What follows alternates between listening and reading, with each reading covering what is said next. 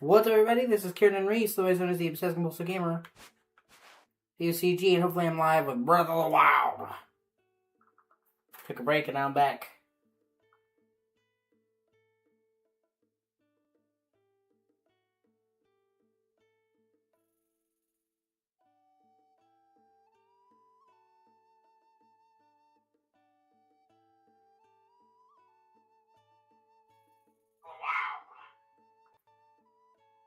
Okay, I'm alive.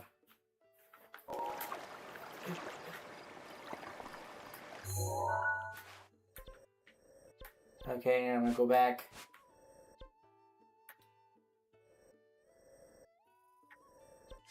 To the Temple of... No. Go back to the Temple of Time.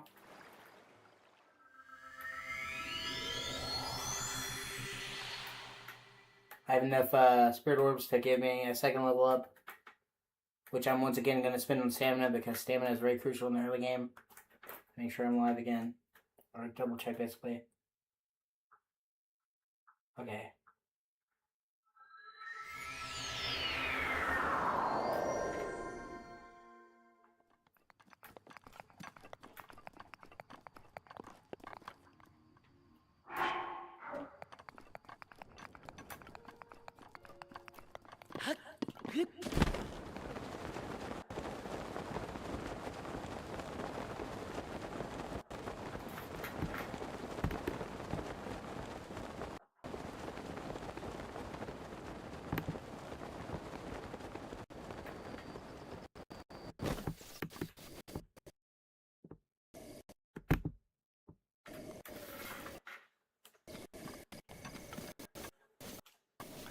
Am I still doing good on stream? I'm just paranoid.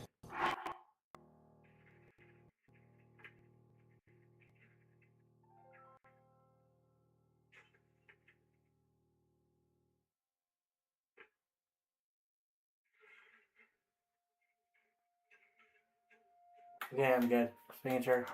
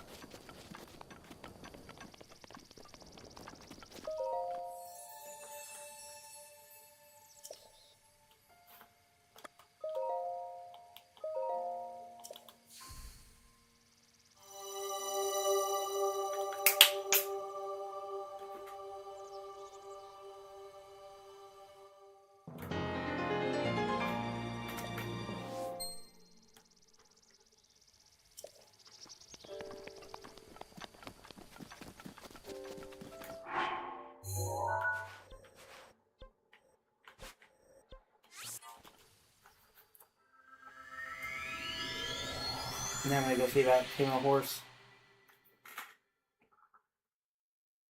And then finding the EX saddle. The ancient saddle so I can call it whenever. That would be a fucking godsend.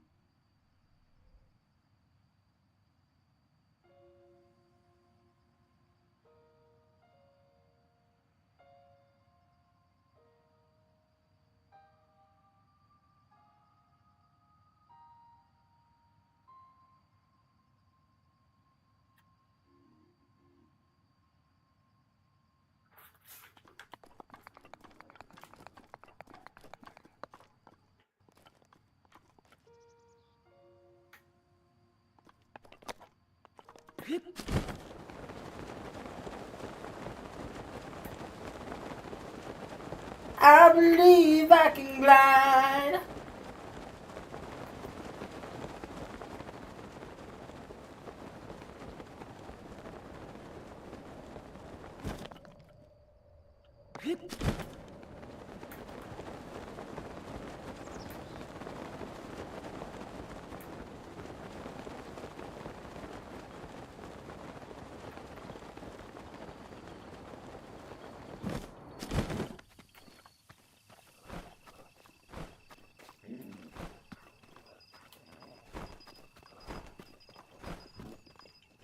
You got a horse that doesn't need to be a special horse.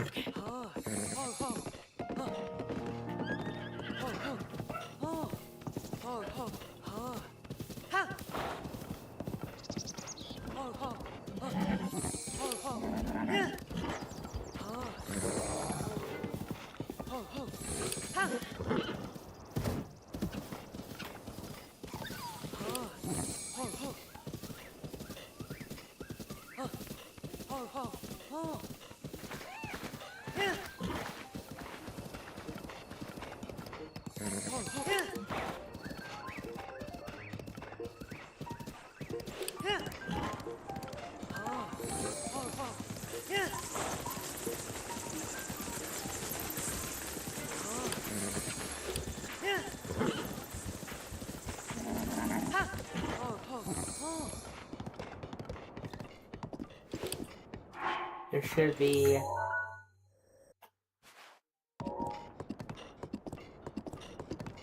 stable around here.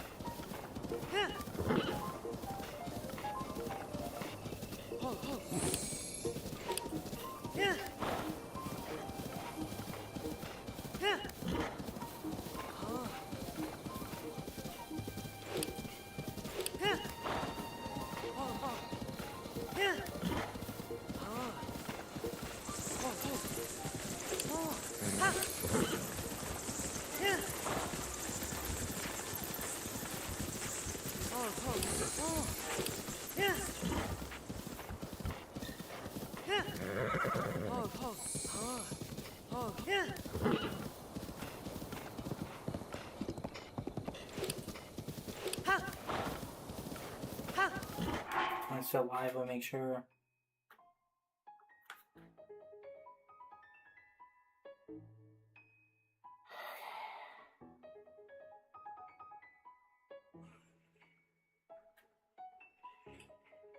Okay, I think I am. Gotcha.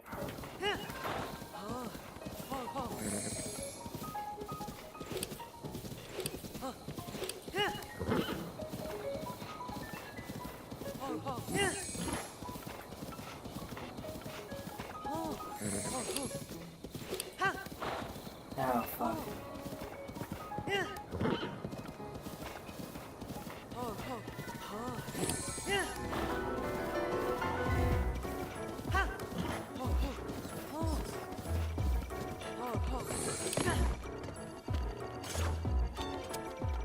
Oh, fuck.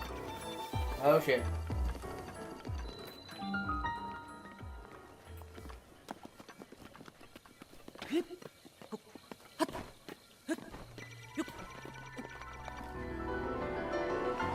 Oh, come on, dog.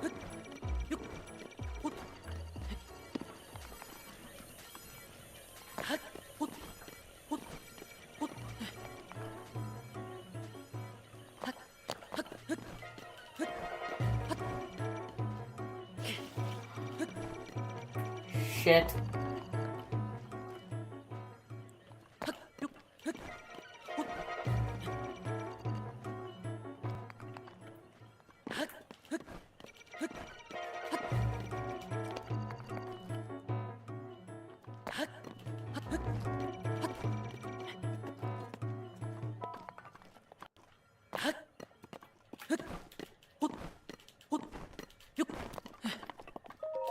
Woo!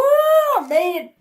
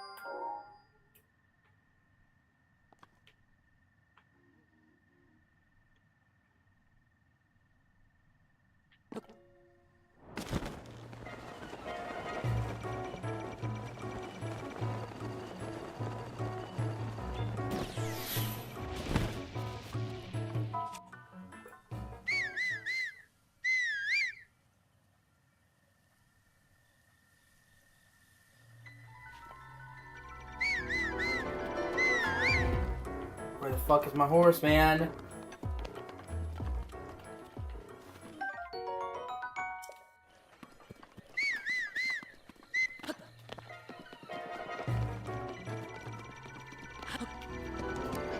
Oh my god.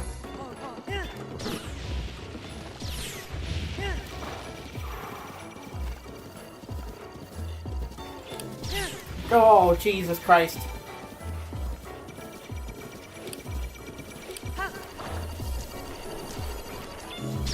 Ah.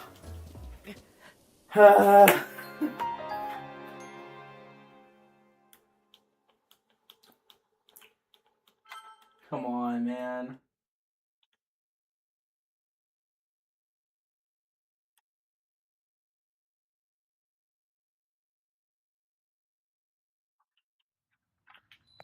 At least I didn't lose much progress.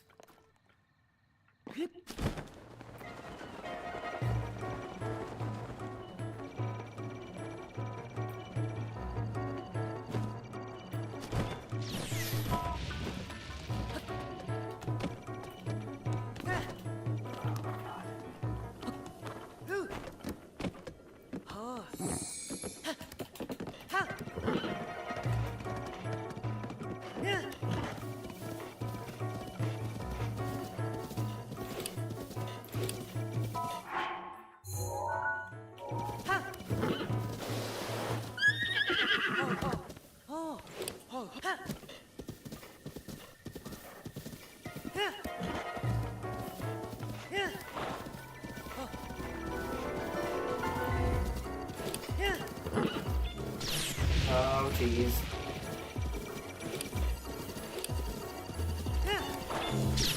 Oh, fuck.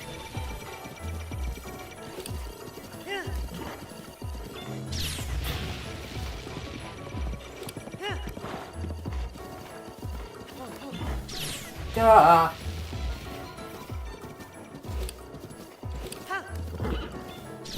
Jeez.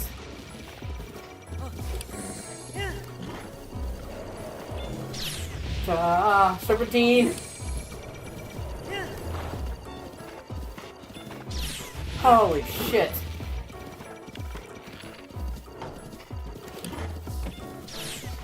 God. How far are you gonna chase me, you cocksucker?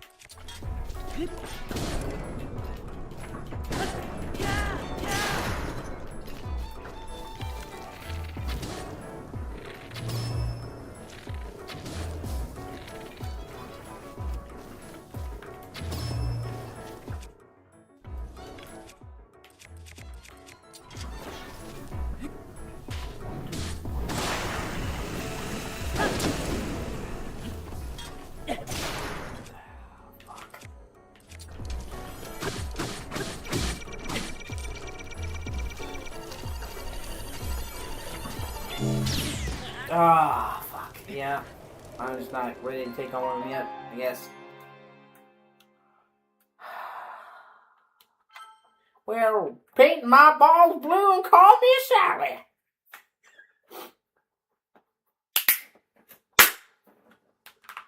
Oh, yeah.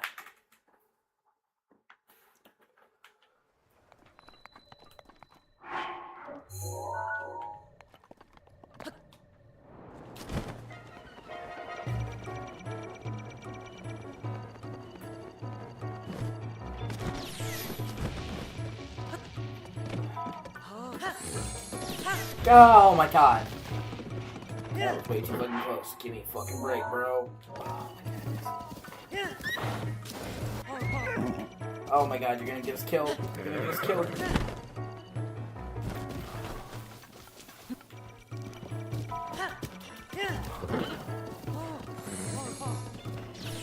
God!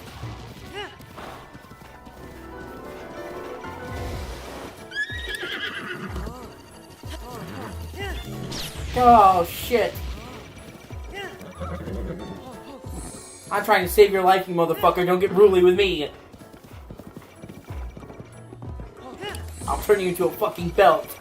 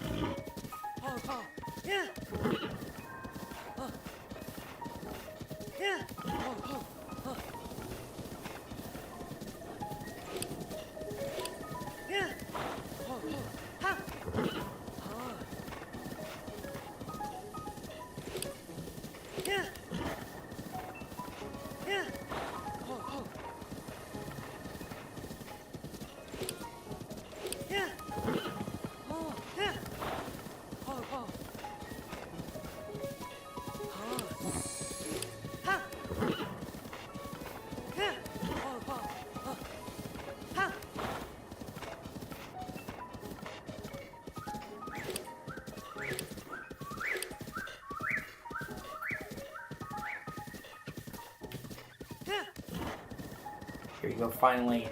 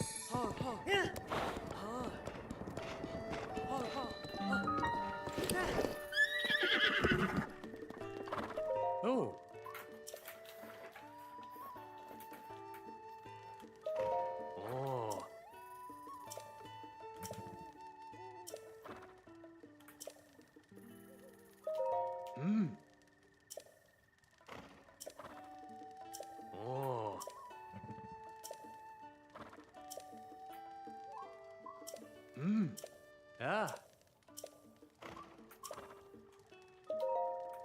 Hmm?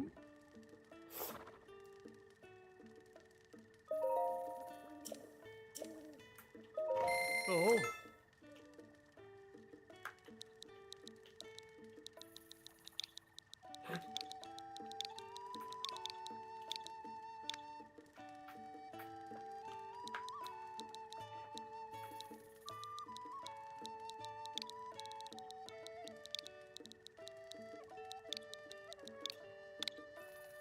Oh.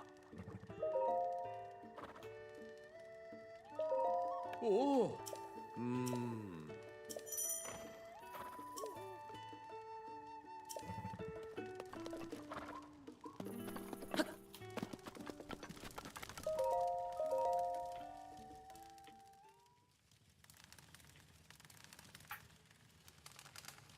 Yeah, it's good to see 83.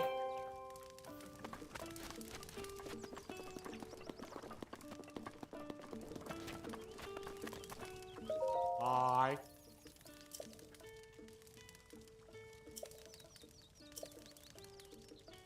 Yeah. Oh.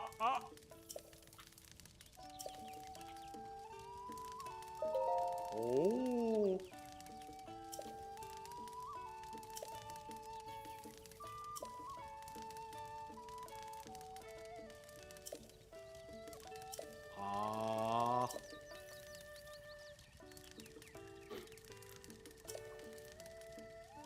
Moo.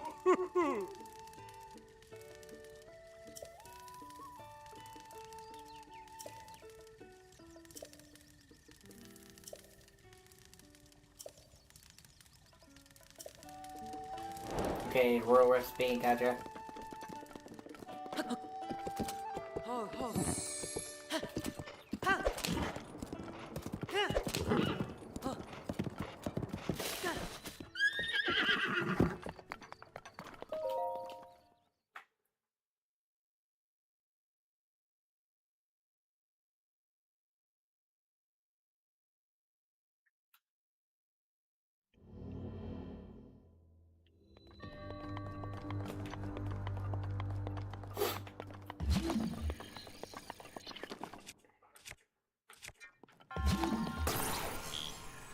Oh, wait a minute, I can climb.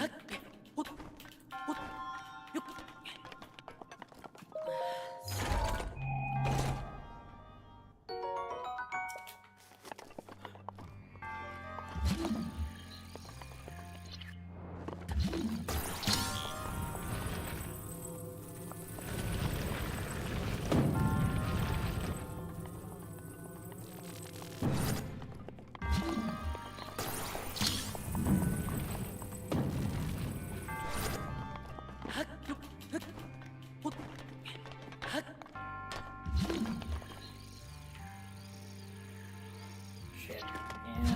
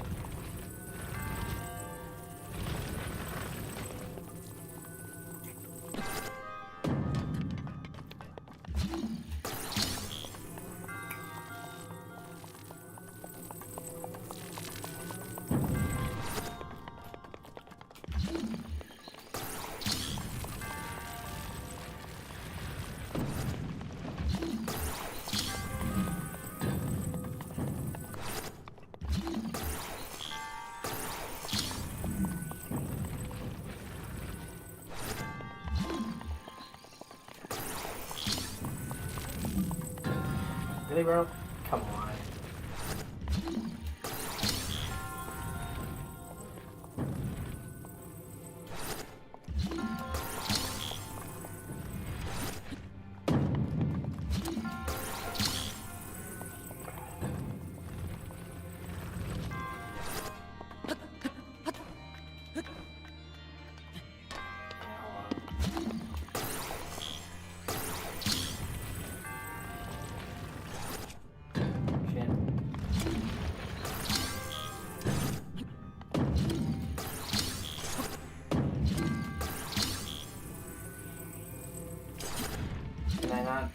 There's a way to, hold on. There's a way to... I'm trying to figure out there's a button to turn this. What can I... What?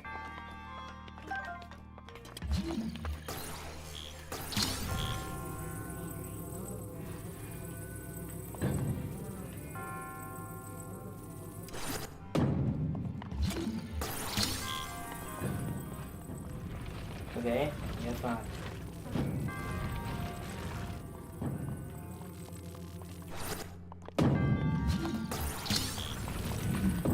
Sit right about here then.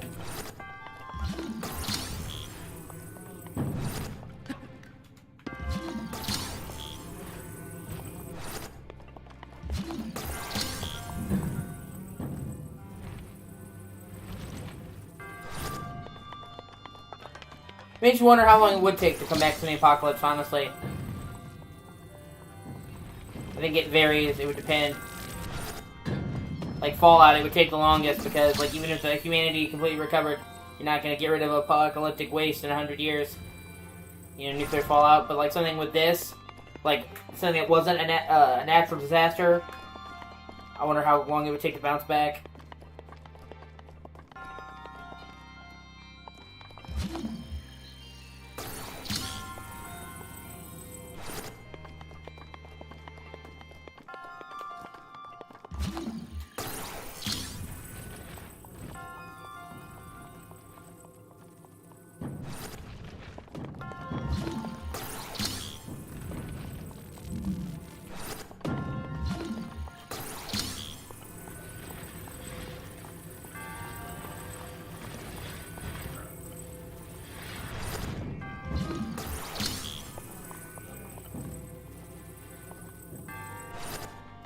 Of course, I also think it would depend on if there's anybody left.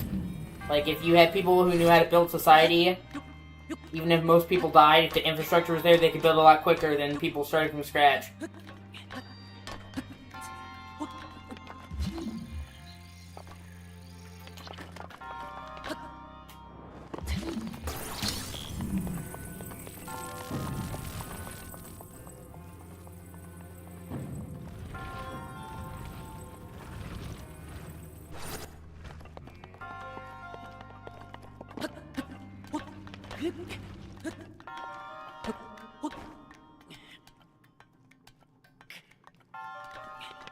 Aha! Fuck you!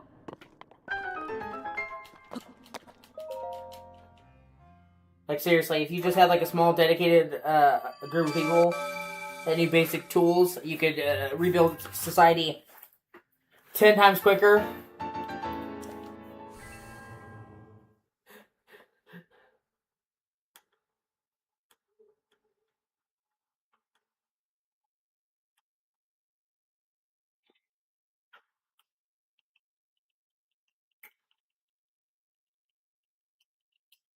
Like, the Romans, had, like, functioning aqueducts. And, roads. Concrete roads that we lost for hundreds of years because nobody was around to tell people. Imagine now,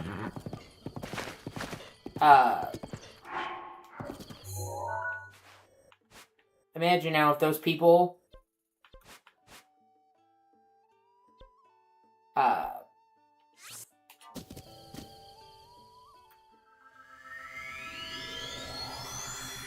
imagine now if those people who knew how to build the roads didn't pass. There was somebody around to teach another person. We would have had roads 500 years ago.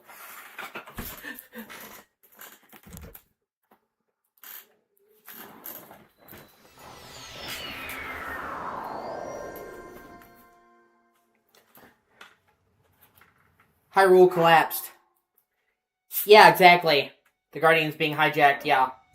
If the Guardians hadn't been taken over, nah. But see, these people never had a total societal collapse. Hellions still survived to tell people what happened, tell people the way they used to live. Honestly, I think with all of them being able to read and write, and them having the infrastructure, and them still knowing what was there, that if after the Guardians disappeared, that maybe 20 years they could have Hyrule functioning again at full speed.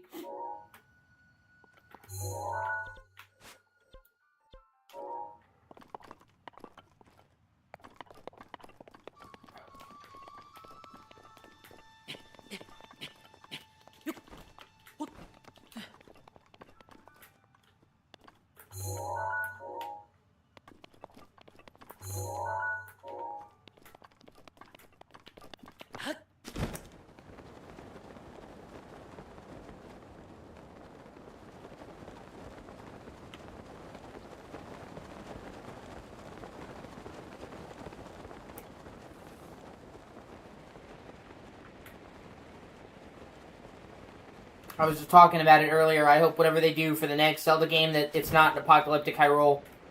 We had 2 games in a row. I want a living, breathing Hyrule.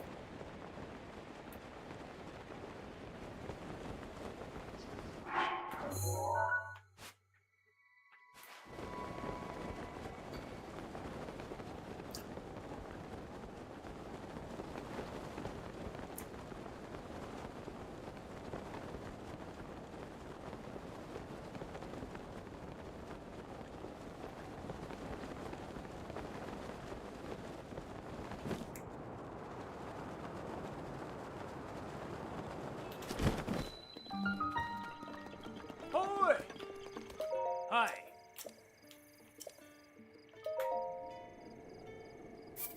Hmm?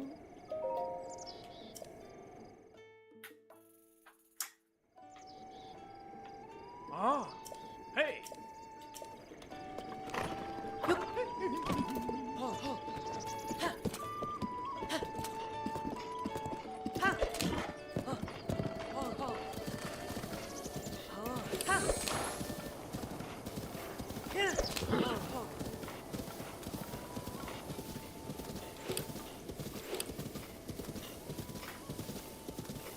Especially because I miss having the big castle town, you know? Ocarina. Twilight Princess. All had a really big town hub that I miss.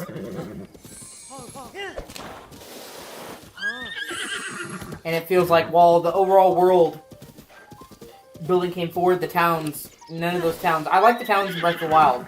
And I like how you can enter all the buildings and shit, but I miss that big Hyrule Castle Town vibe. Especially because in flashbacks you see like a big city castle town, but there's nothing there. So, and it's probably due to rendering. They're already butt fucking the Wii U with the rendering before. But with the power of the Switch 2 being, you know, obviously it's not the world's best tech, but being a lot better, they should be able to render a proper city. I want a big ass Hyrule Castle Town. Or, I mean, not even Castle Town. They could do, you know, just give me a big ass town. I want like a city in the Zelda game. The Breath of the Wild formula, where you can climb anything and enter any building, would be fucking amazing in a city. Give me that.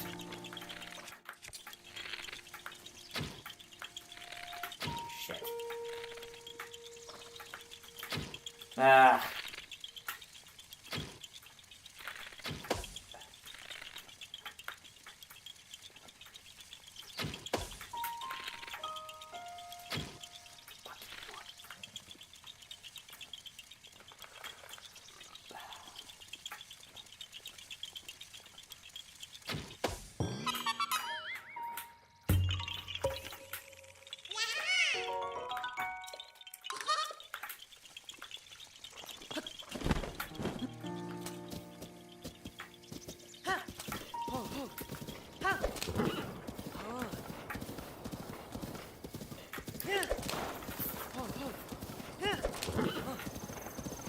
And this next Zelda will basically be like jumping ahead 2 generations.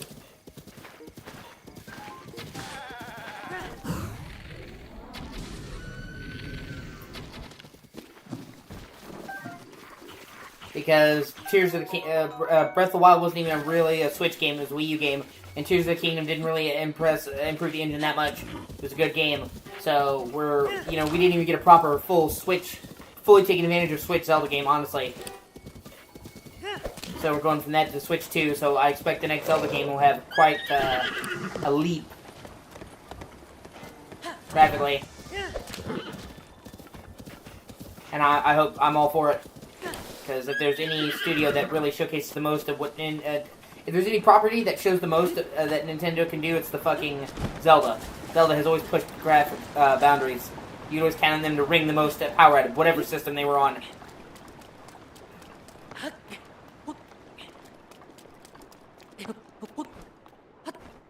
And if there was a game that would make me buy Switch 2, it would be either a Nintendo system, or I'm not, what, fuck, I can't speak. It would either be a Zelda game or a Xenoblade game, or a Mario 3D platformer. I mean, Mario Kart World looks okay, I'm not gonna buy a system for it. Donkey Kong Bonanza looks cool, not gonna buy a system for it. You want me to buy a system? Put a fucking Zelda on there. And a port of Breath of the Wild and Tears of the Kingdom doesn't count.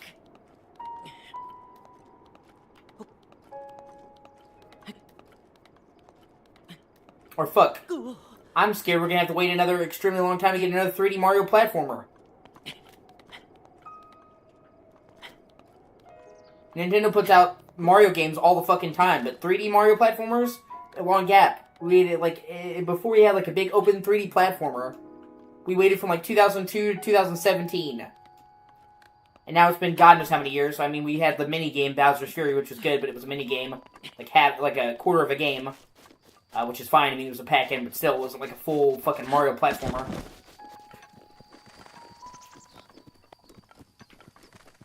I want a 3D Mario platformer.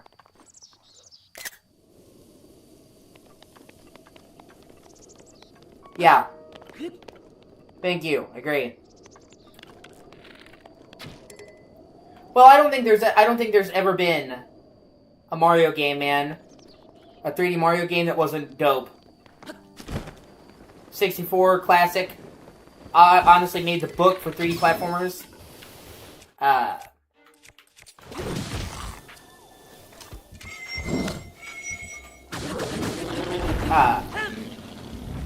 Super Mario Sunshine. Super underrated.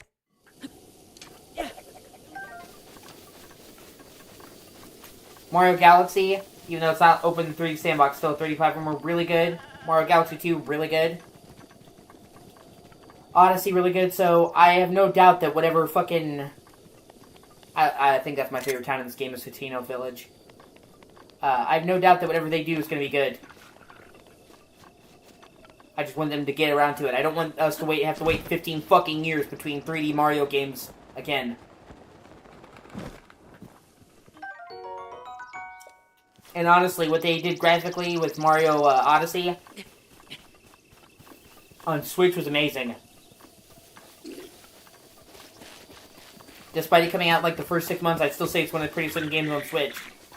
And it ran at a lock 60.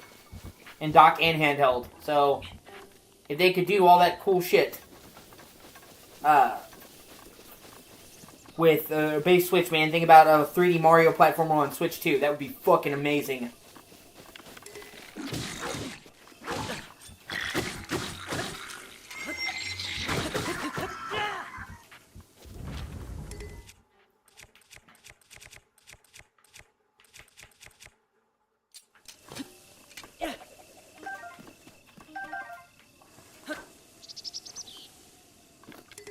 Do I have any flame arrows? No, I don't. Fuck. Okay, I gotta find a way to make some fire!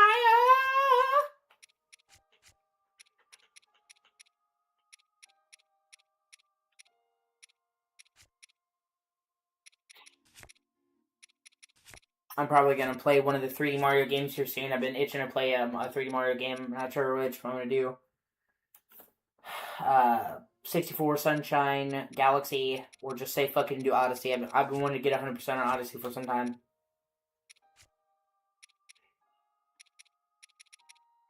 Opal. No, I don't think I have anything to make a fire. Of course I don't. Fuck. Come on.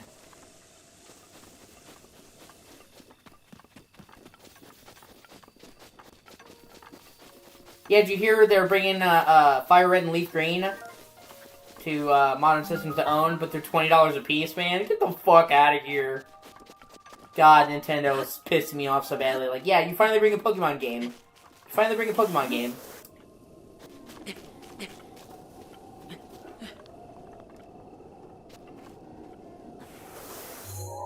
To modern systems. And you allow them to own it, which would have been a step in the right direction instead of locking it behind that fucking stupid online membership. And what do? You charge $20 a piece for a fucking Game Boy game! Oh shit. Wow. Wait, it's like a fucking low-tier smartphone from 10 years ago can emulate those fucking games, man. Nintendo, like, fuck! Shit.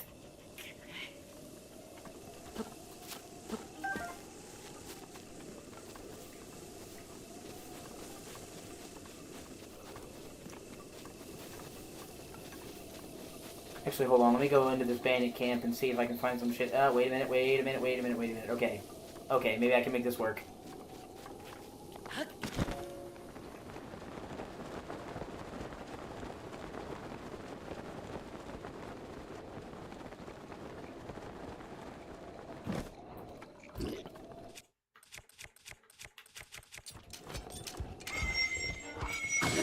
Shit.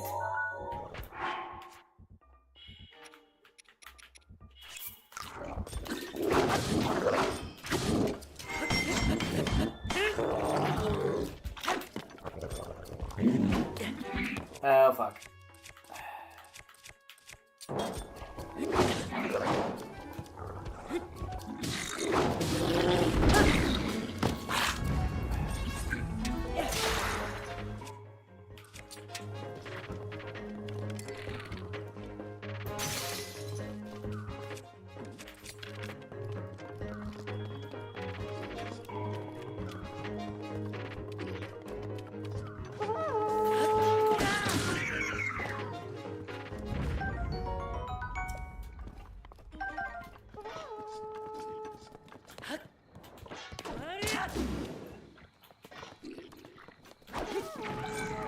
Wow, you blew up your own...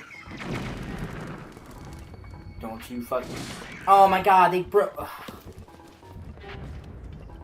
Well, on one hand, they killed themselves. On the other hand, I came down here to grab one of the barrels, and now I don't know if there's any fucking barrels for me to grab anymore. Of course not. Fuck me. Oh, no, there's one more barrel. How about that? Okay. Now we're cooking.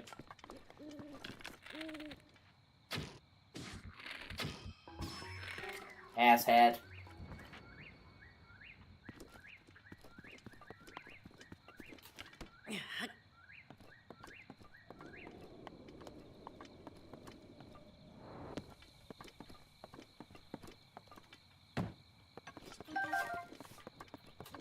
Can you imagine Link just rolls up to a fucking merchant and he's just got a pocket full of goblin guts? Like, you have somebody's guts in your pocket? What the fuck?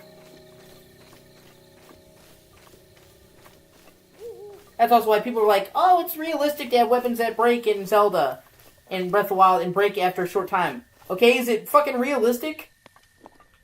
Is it realistic that he can fit the entire universe in his fucking pocket? No, okay, let's...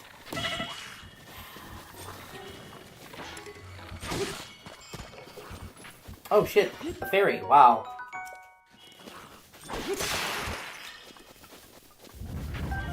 Yeah, I was just thinking about that. That is funny. It's great attention to detail. Grabs his leg. Yeah.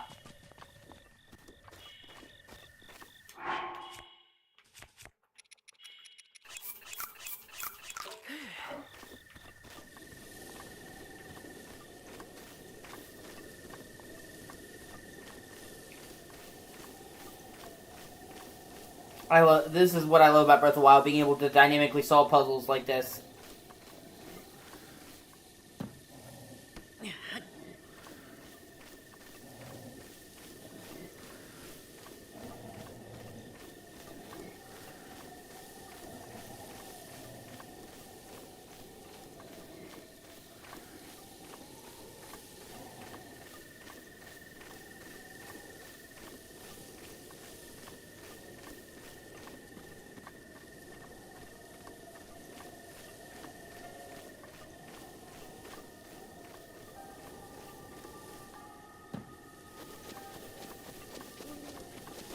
Hold on. I'm trying to maximize the impact. Okay.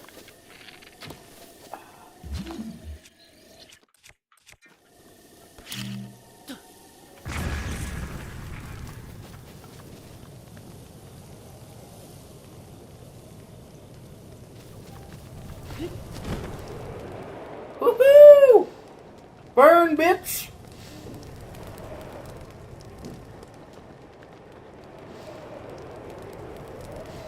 It's a Prometheus!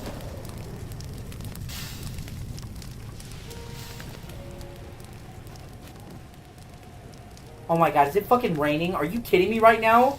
Please, God, don't let it put out the fire. Don't let it put out the fire.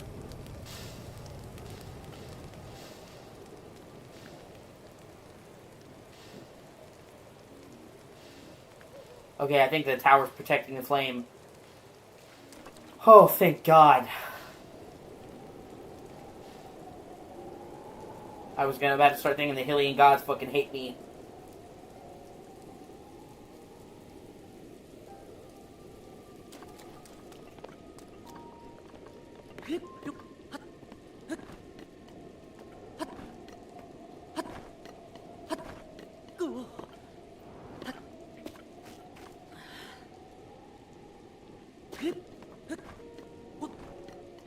Thank you. Thank you. I just said that. I was just saying that earlier in stream. I'm like, I don't even care about the weapons breaking. Just let me fucking repair them.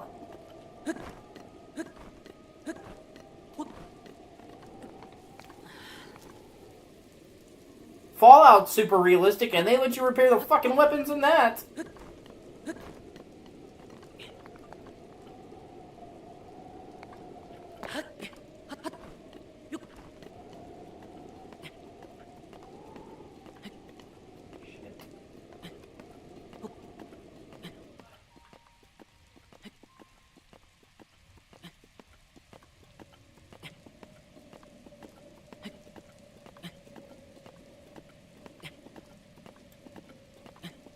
Like, this is, you know, Zelda's always been RPG adjacent. I've said it before, but Breath of the Wild and Tears of the Kingdom... Oh, shit.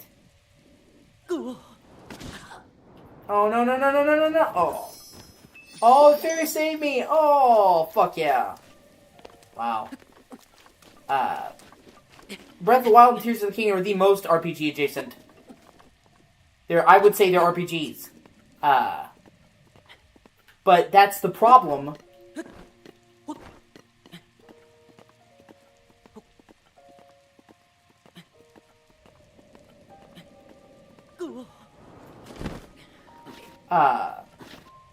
That's the problem, with Breath of the Wild, doing the weapon breaking, because it ruins a lot of the things of RPG. RPGs are about collecting stuff. They're about building up your character.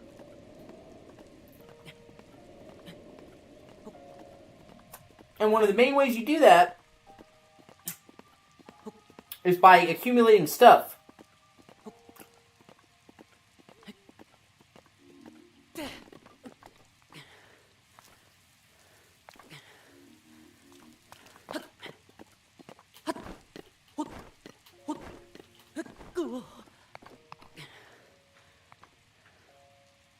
So, like, when you get a sword in, like, Skyrim, a legendary sword, it's like, oh my god, that's so cool!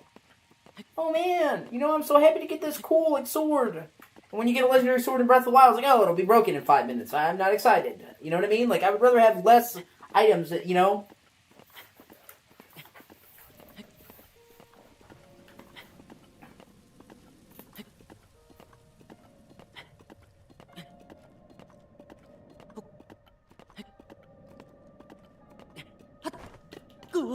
Shit. No! Oh my god. Yeah, that's my bad. Fuck. I got too greedy. Honestly, I like Breath of the Wild, but everyone who says perfect, they're wrong. It has plenty of faults. I think the default climbing speed is too fucking slow. The game punishes you for hopping up quickly, because you spend more stamina going up quicker than you would have if you took the long route, so you literally... It's not like it evens out.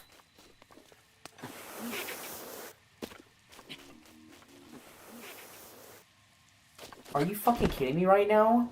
Did it not... Oh my fucking god. I don't have the barrel. Fuck!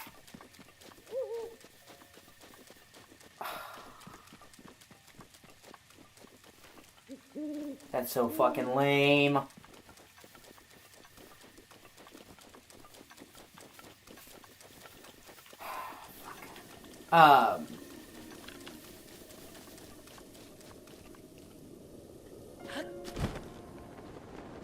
Well, at least they respawned the barrels over here, so... And now it's not raining. But, what I'm saying is, when you jump and do quick climbing, you climb up faster. So if they evened that out, so that you would spend the same amount of stamina as you would have climbing up there slowly but quicker, it would be fine. Like, you move 3 times faster when you do the jumping, so you use 3 times more stamina in that moment. So it equates to the same distance traveled, but faster. Instead, you literally spend more stamina than if you had climbed up there the long way. So it's like it punishes you for wanting to climb at a decent speed.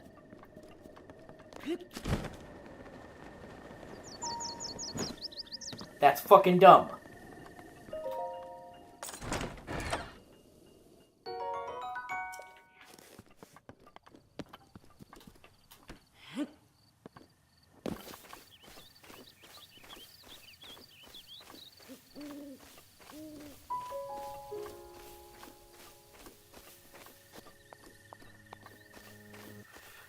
I tell you what game looks really good.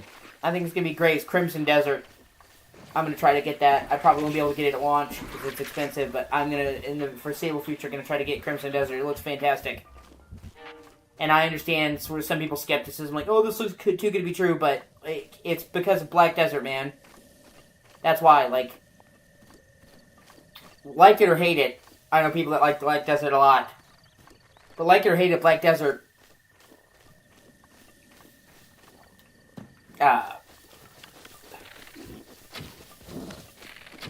is one of the highest grossing games of all time. It makes billions of dollars every year. And the director of Black Desert always wanted to make a single-player RPG. As a passion project. That was his dream. So, the reason why Crimson Desert is like, oh my god, this game's budget is ridiculous, how can this game be this scale? Is because they literally have billions of dollars coming in from Black Desert to fund this shit.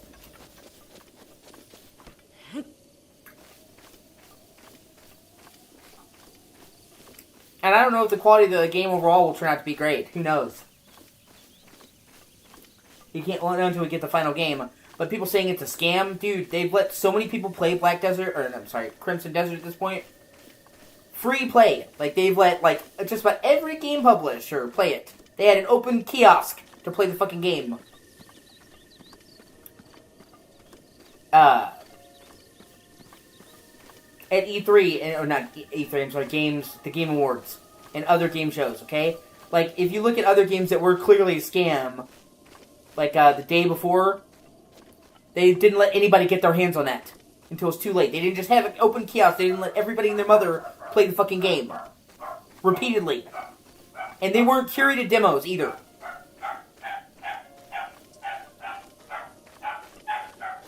Because, you know, like, sometimes they'll get away with giving you a small slice of a linear thing. They literally just let people who came up...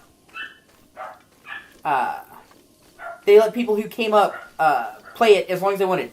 Like, I think IGN, Kotaku, fuck Kotaku, but still, Polygon have said they let them play for an hour and just let them wander around, whatever. So, they, you know, if you're like, the game is fucked up and you're trying to hide it, you're not going to let people just do whatever and just hand them, okay, you have an hour, just do whatever you want to do. Go wherever you want to go. So, the game may be bad, who knows, but it's not a scam, like, or not any scam behavior I've ever fucking seen, so...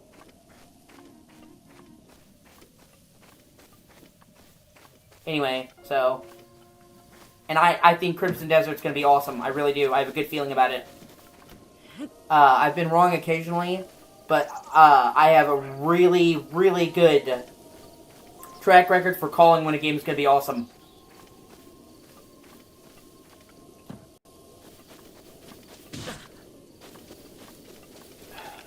Like, usually, if I say, hey, I think this game's gonna be good, it is.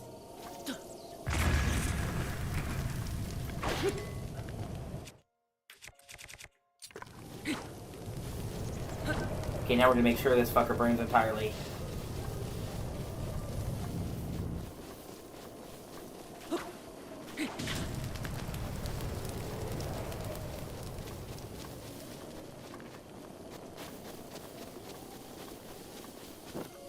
Shit.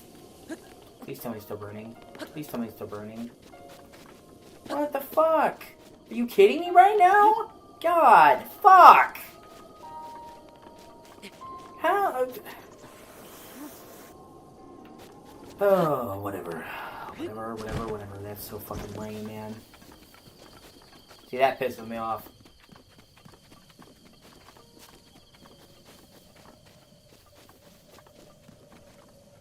Like, whose dick do you have to suck around here to get some fucking flint? Yeah.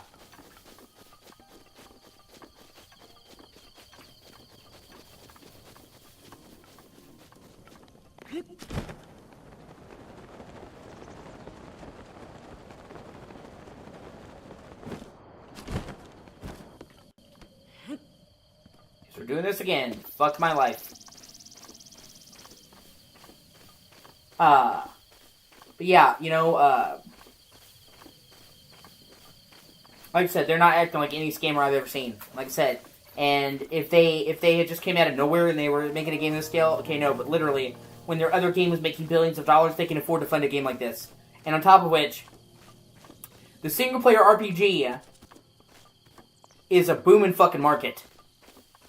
Like, you'd think, with them being so long games, and them being single-player, that the rate of return on them would not be that good, because they're like, oh, people buy it once, and then, you know, they play it forever. We're not getting all these copies sold to their friends. But the truth is actually the opposite. A good single-player RPG will sell and sell and sell and sell. Skyrim is still selling like crazy.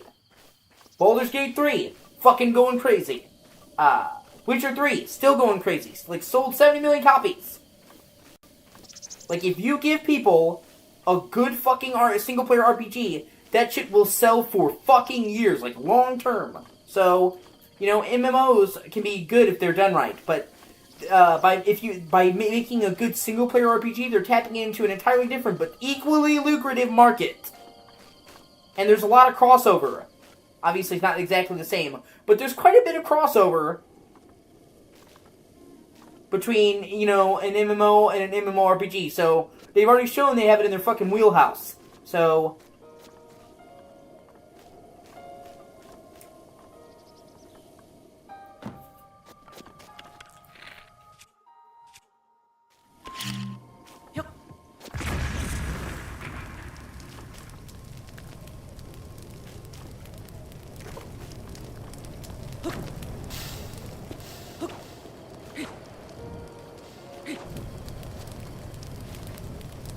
yeah.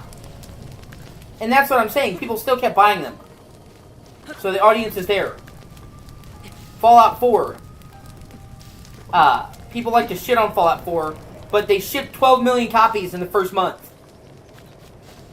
Okay? So literally, it was like still the biggest Bethesda launch ever. Over 10 million copies sold in 30 days. Okay? It's still selling. People bitch about Skyrim, but it's still selling. Or not, I'm sorry, Fallout. People bitch about Fallout 4, it's still selling. Okay? Fallout 3, doing really well. Fallout New Vegas, still selling. If you make a good RPG, yeah, people will buy it. And they will keep buying it.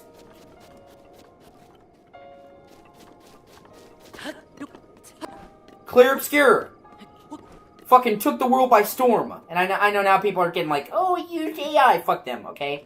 Clear Obscure, fucking awesome. Entirely single-player RPG. Already sold 7 million copies. Which, considering, you know, it hasn't even been out a year yet, because I think it came out in April, May, and, it was made by a small studio. Those numbers are fucking crazy. And it's sold 2 million copies after the Game Awards. So in like the last 2 months, it sold 2 million copies. And I guarantee you, it's going to hit 10 million copies sold this time, by the time it hits 1 year. And it's going to keep selling. Clear Obscure is going to sell for years from now. I'm telling you.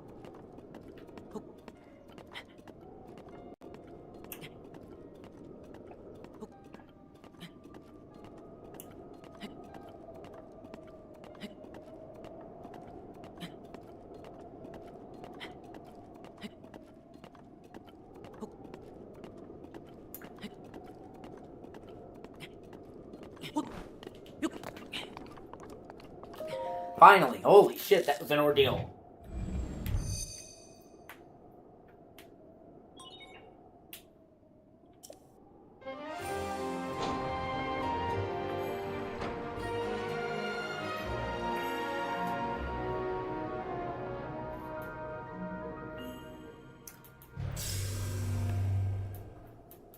I would basically classify Breath of the Wild and Tears of the Kingdom as single-player RPGs. Open world RPGs. They've each sold 20 million apiece. Breath of the Wild's a lot more, but, you know, and Tears of the Kingdom hasn't even been out that long. It's been out 3 years, and it's still selling just as well. Obviously, it hasn't caught up to Breath of the Wild, but Breath of the Wild, has been out way longer, but it's still selling well. I think they said it sold 13 million copies in the first month. Ridiculous numbers. If you make a good RPG, people will fucking buy it. So, they know that.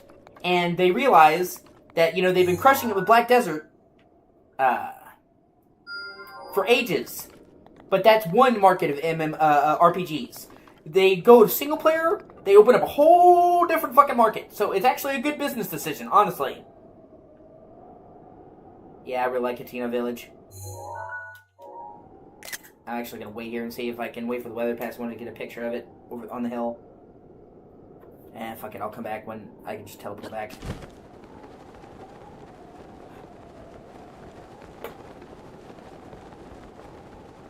I like a lot of the towns in this game, but I think Catino's my favorite.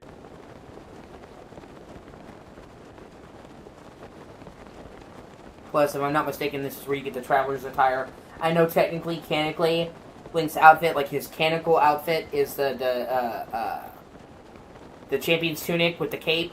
But for me, the Traveler's Attire, dyed green, is his canonical outfit. It's the only one that looks like Link's outfit, but with the spin on it, with the cape and shit. I think it looks the best. And it's just all-around good armor set for all situations.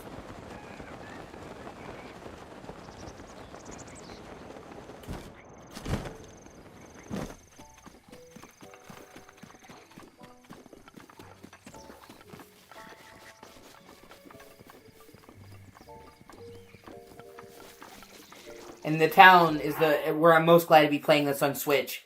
Because originally, on the Wii U and Switch versions of the game, the towns would lag all to high heaven. Pretty much on the original Wii U version, the towns would lock to 20 FPS the whole time you're in the town. It was miserable because they already have a lot of processing power, but when you render all the NPCs, all the buildings you could enter, every building, it was the most technically demanding part of Breath of the Wild. And on Switch, it was mostly the same until they actually came out with a patch that dramatically improved the frame rate. Weird that they would make a port that didn't have a better frame rate, even though it was on a harder platform. It had to be patched in, but they eventually did patch it in. And that's makes the most difference. The Switch version overall now has a pretty locked frame rate, except for Korok Forest around the Master Sword. But that's the main improvement now, is the fucking towns. Because on the original Wii U, like I said, pretty much any town would hard lock to 20 FPS and stay there. So anytime you got near a town, you could immediately feel the frame rate drop. And now, on Switch, it's pretty much a lock 30. Catino Village. Huh? Be on your way, you suspicious man. I'm a traveler. Aww. Huh? You generally do appear about Hylian like the rest of us. Hylians are generally good folks, so sorry for getting all worked up. You're free to go. We're just a waypoint on your winding road, huh? Odd life for traveler. Well, you can get most things at the general store, and the inn is just back there. I love how he's just like, fuck you, we don't trust you. And then, oh, okay, you seem like a pretty chill guy immediately. And he's like, well, Hylians are pretty good folk, so you don't like Zoras? Huh? Huh? Are you telling me that if I was a Goron, you'd turn me away, you racist fucking bastard?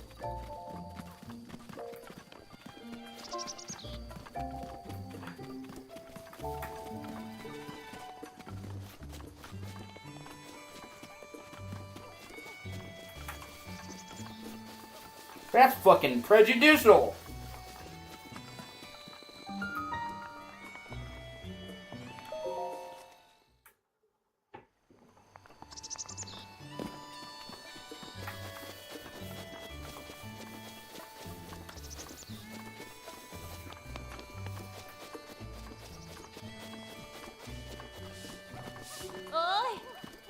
And a bunch of shit to sell.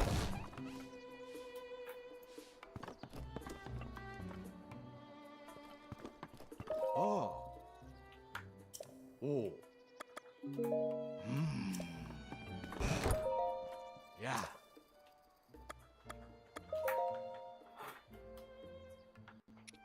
Ruby. Huh. Opal. Ah. Oh, that's good. Chunk of change. Topaz. Oh, wow. Huh.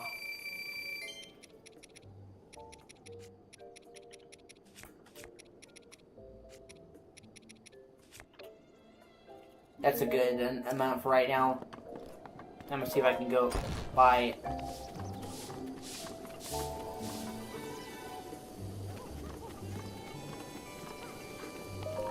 the Traveler set. Yeah. So there's a warm doublet. If I didn't already get it.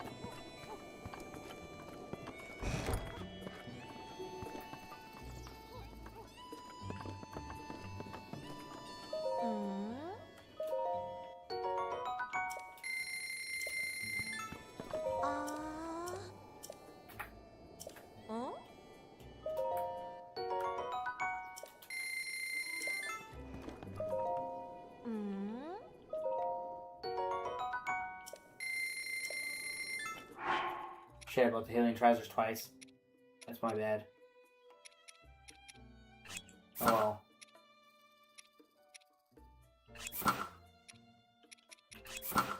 Yeah, now we're looking spiffy. Got an actual set of armor. Fuck yeah. Yeah.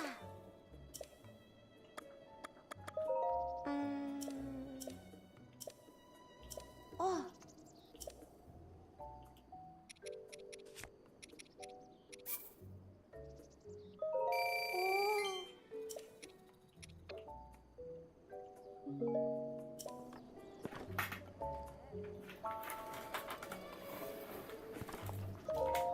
Okay. Everything green it dies with? Eh, some green shit.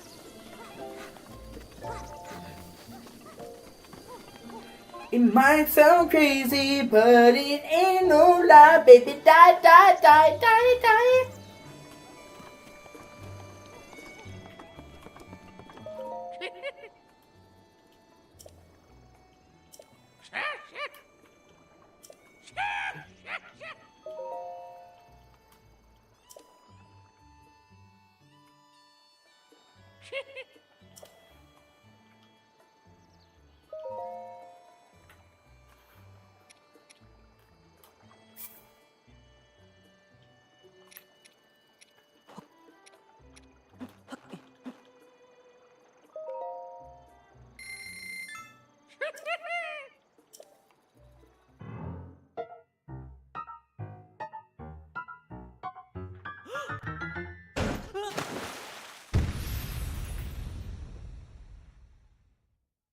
Yeah, there we go. Now I'm looking like Link.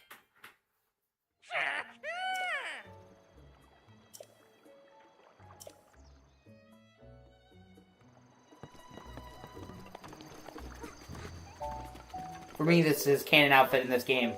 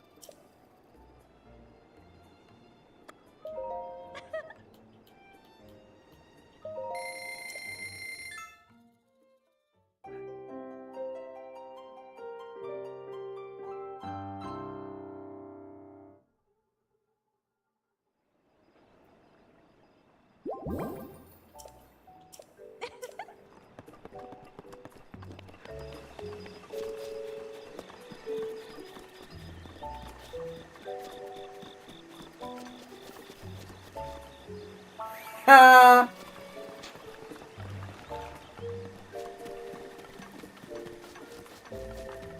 That's fucked up, man.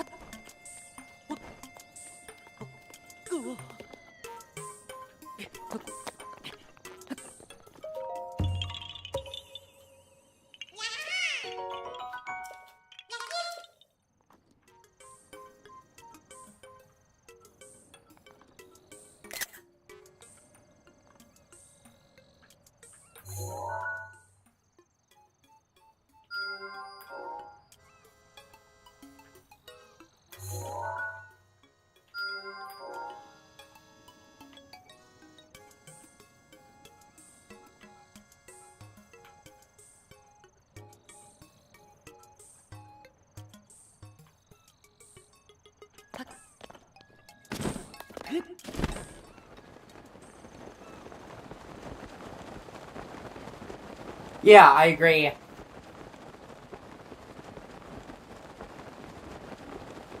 And then she's weirdly hot in Tears of the Kingdom.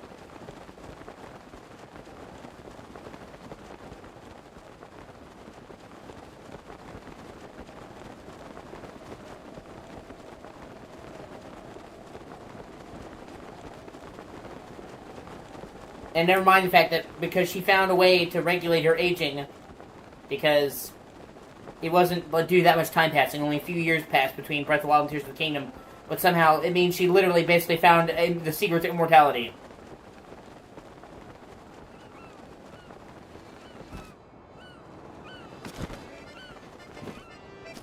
Oh, I love this guy. He's one of my favorite characters.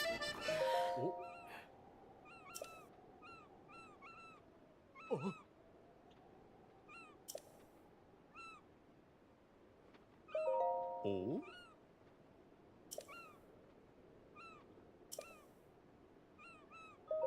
Hmm.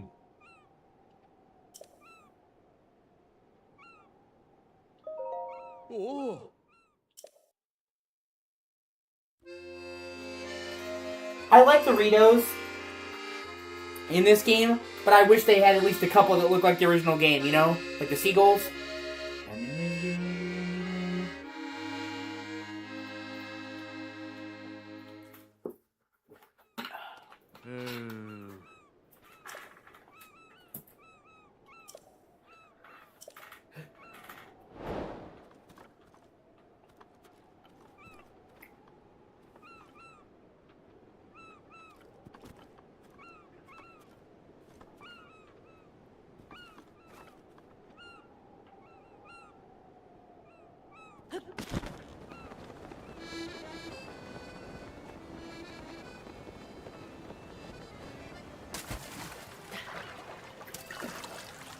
Although I really like what they did with the Zoras.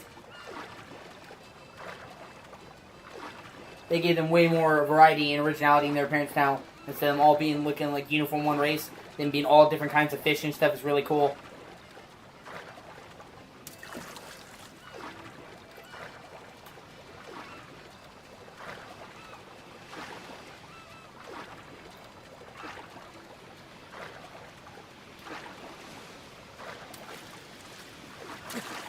Fuck.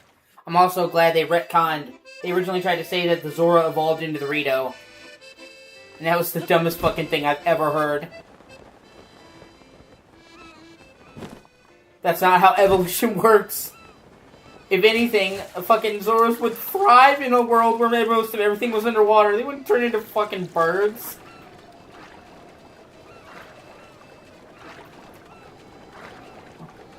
So I'm glad in this game they clarify, no. Ritos and Zoras exist at the same time. That is the dumbest fucking thing, man. Like, you can tell whoever made that story did not go to fucking biology school.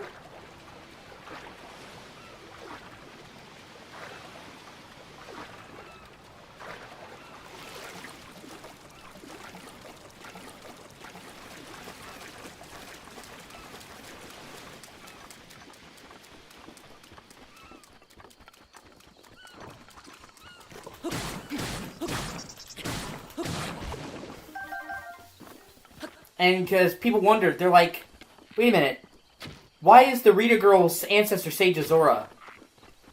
And like, oh, because they're a secret ancestor. People are like, oh, that's just weird.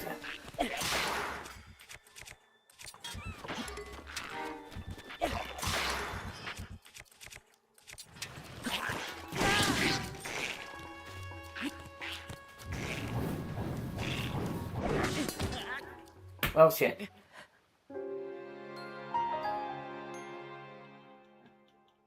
Yeah, well, that's still fucking dumb. I'm glad they retconned that in Wind Waker, or in this game, that Ritos and Zoras both exist.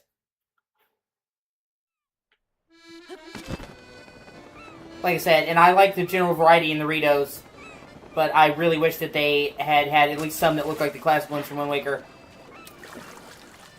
But I guess they were trying to keep unique. Well, especially because they play the fucking theme. They actually play the fucking theme from Wind Waker in Rito Village.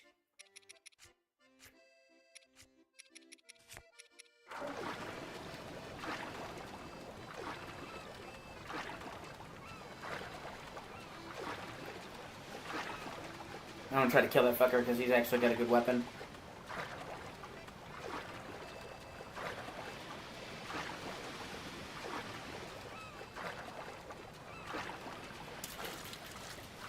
Shit. No biggie.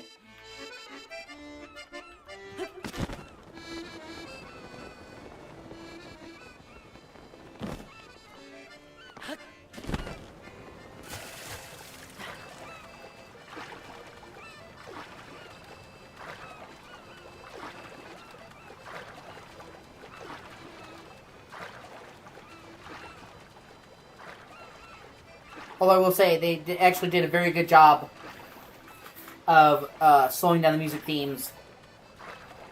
Although I've kind of got tired of that now in horror movies. They started it with fucking Us, where they would take a popular song and they would slow it down and make it creepier. Right? Yeah. Honestly, I should be starting to do that. That's always the one I do first. Oh, shit, I barely made it. But we're Us, you know, they did the trailer for that. And they slow down. I got 5 on it. I'm fucking with that in the week.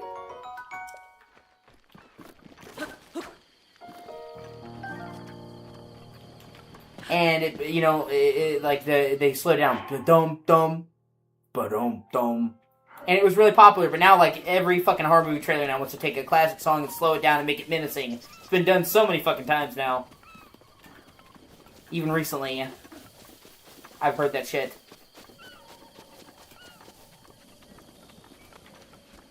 Okay, now he's not here anymore. That's weird. Oh.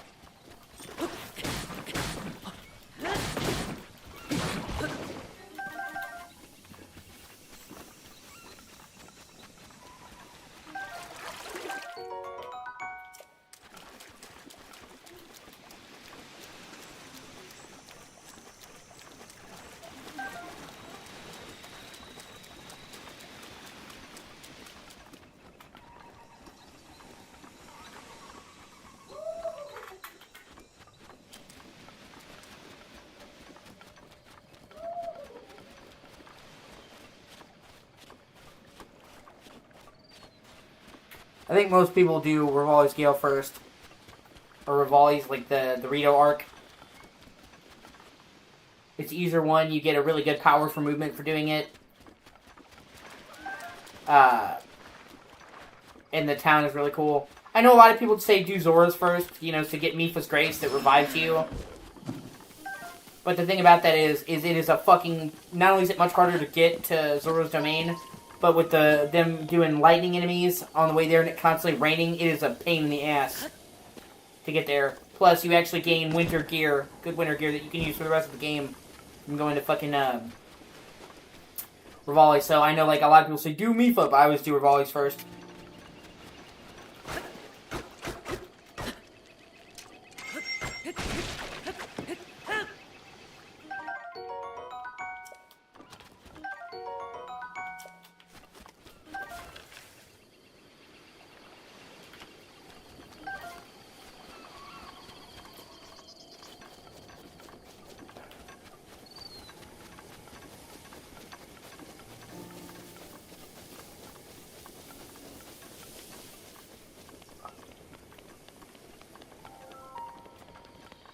Yeah, I'm probably gonna have to glide here. I thought maybe I could make a boat, but no.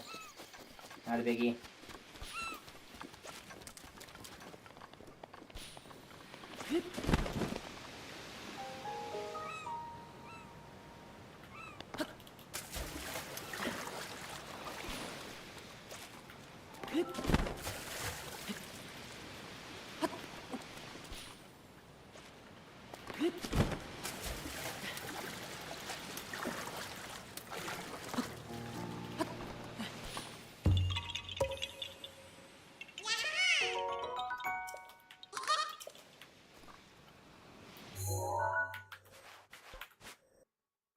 They said they released a patch yesterday, and not only it was not only for Switch 2, it was for Switch, and they actually said they made gameplay changes, like gameplay fixes and improvements, and just like before they didn't say anything, but I'm kind of interested to see what they changed. I think they may have added the Korok seeds pop up on your map, where you got them. I don't remember them doing that before, but I could be wrong.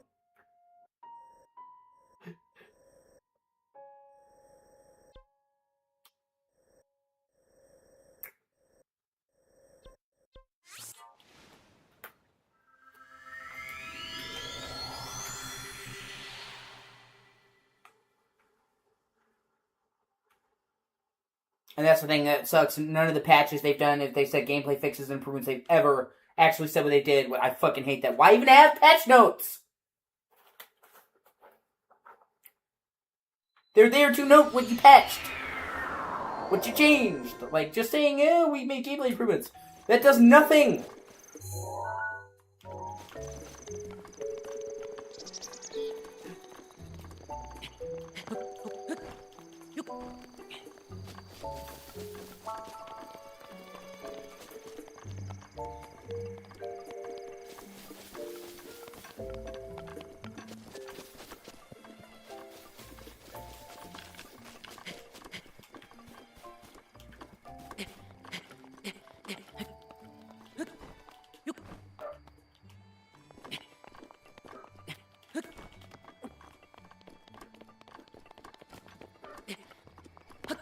FromSoft does the same shit too, though.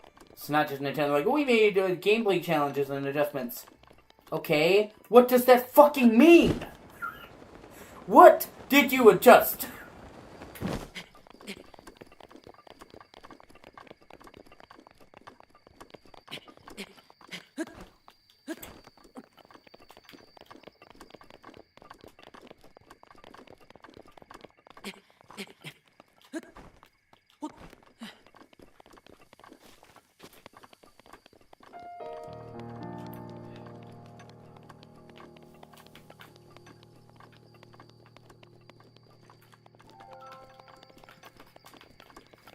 Oh, hey.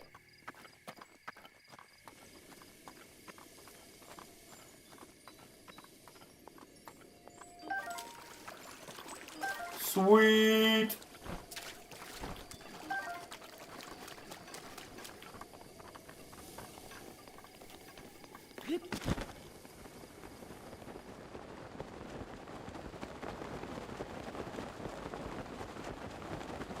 Time keeps on slipping into the future, yeah.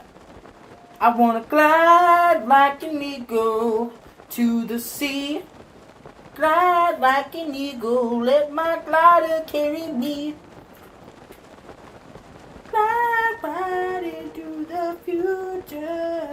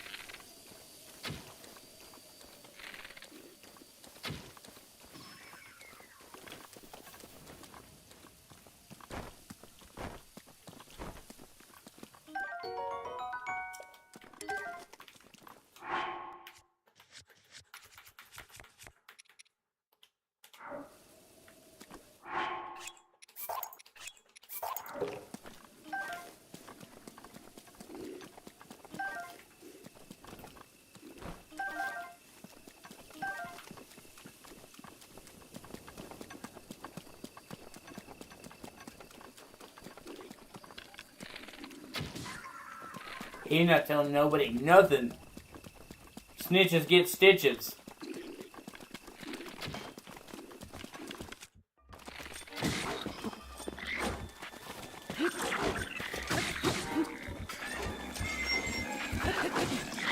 Oh, fuck.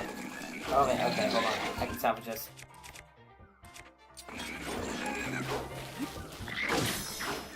Oh, thank God for the fairy.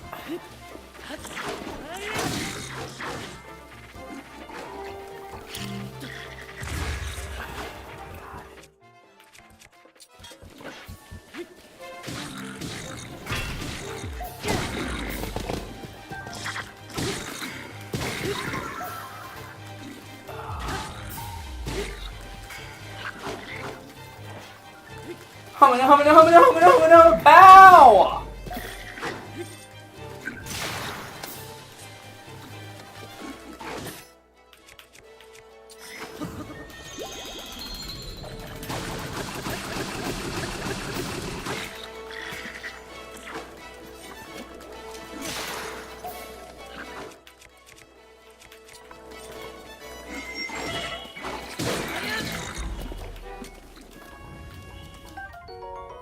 Fuck yeah!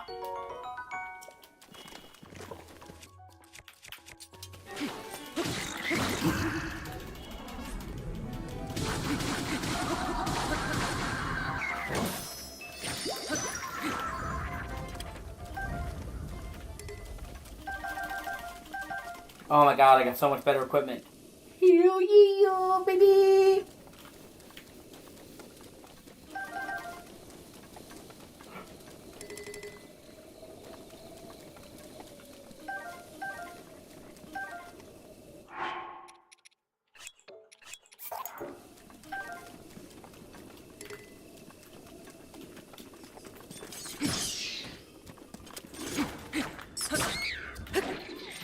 Oh my God, fuck.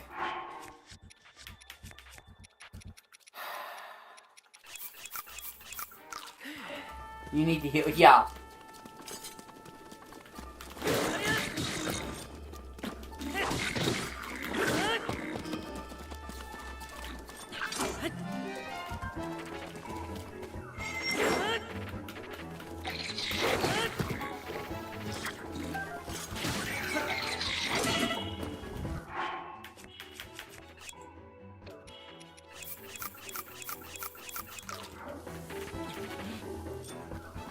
What's up, bro?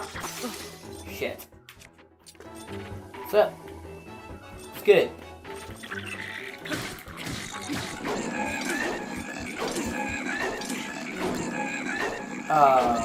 You okay, bro?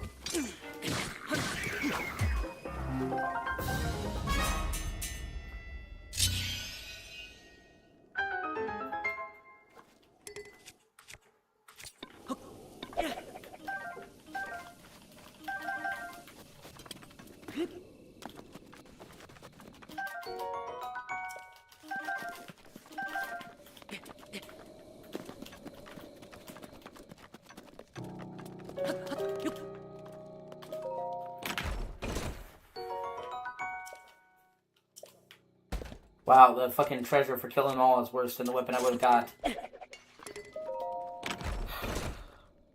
For killing them all. The weapons they gave me. Whatever. I guess that's just the icing on the cake.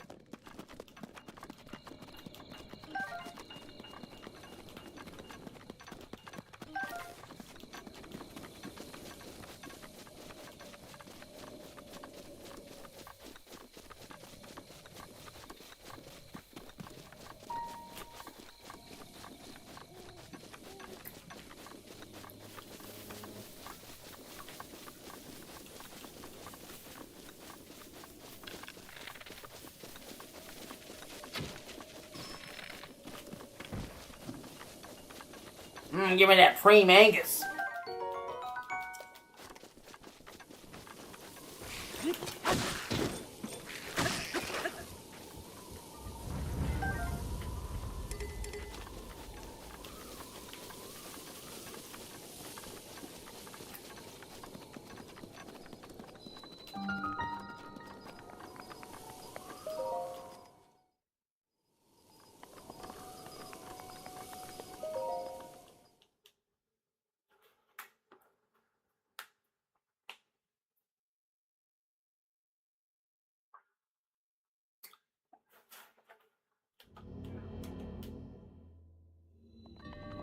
a modest test of strength. Oh shit. Well, the good news is you usually get a lot of good weapons from doing these, so.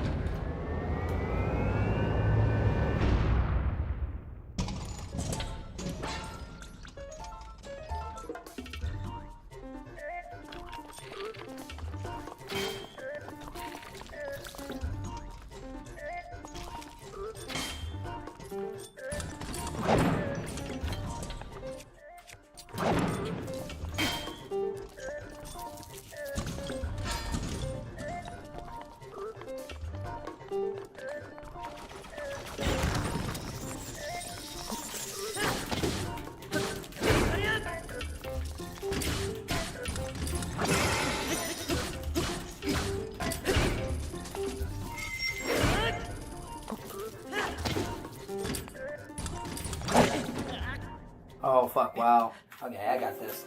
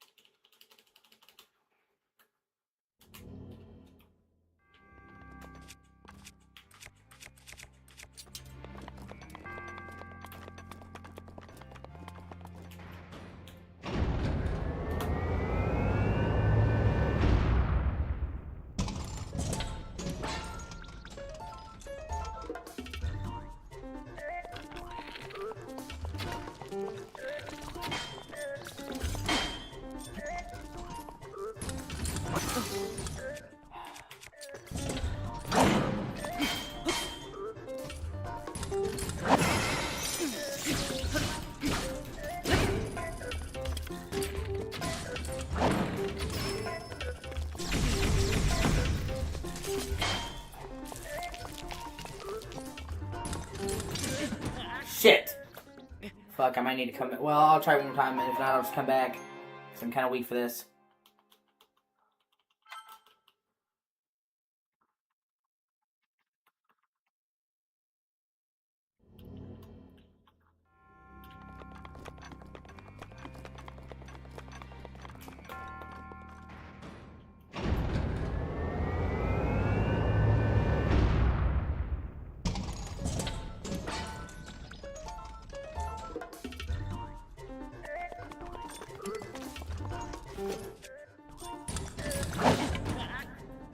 Okay, well, make that one more time because I didn't get out the gate.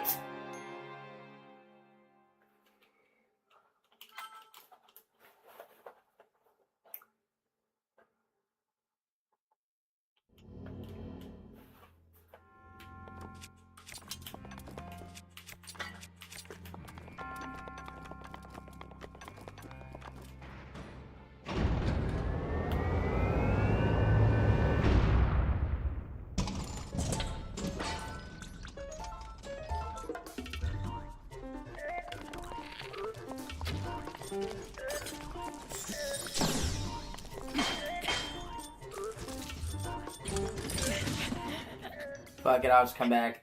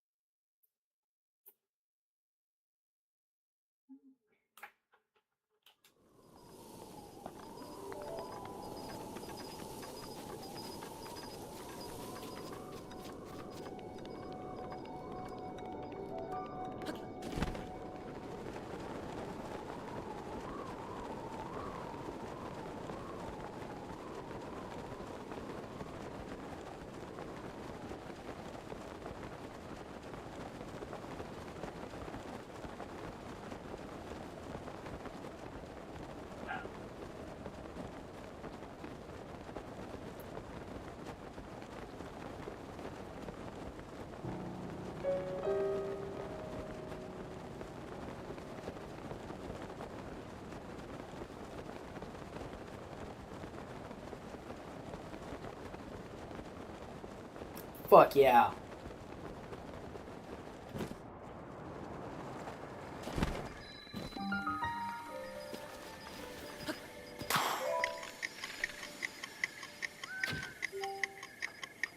Oh no, it's like a race thing, and never mind, I'll do it later.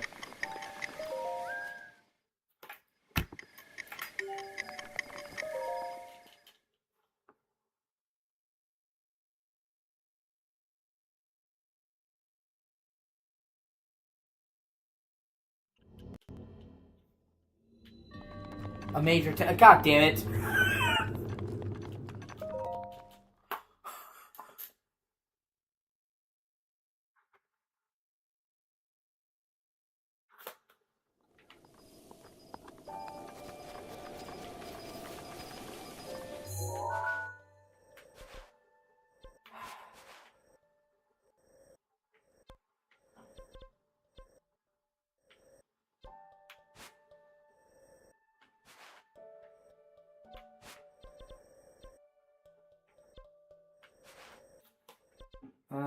Let's see.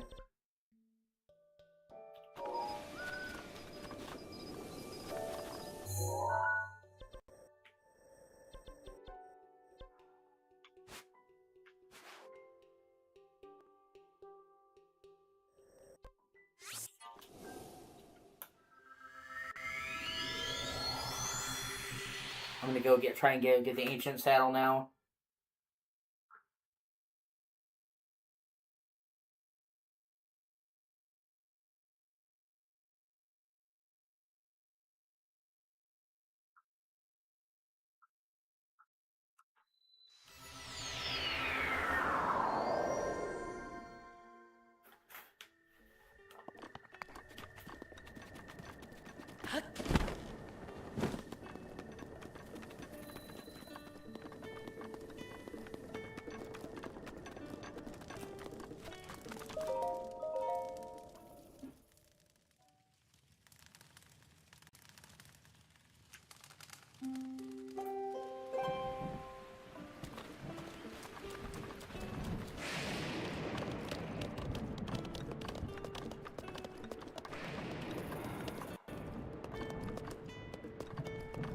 Yeah. Oh.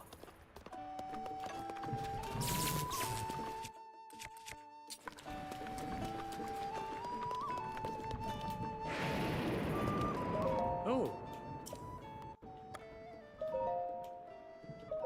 Oh.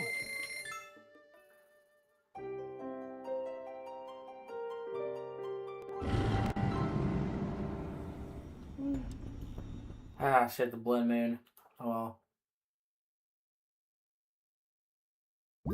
Oh.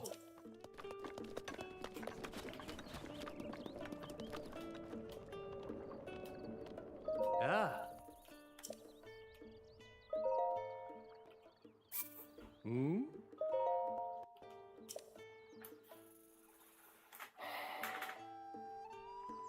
Oh. Oh.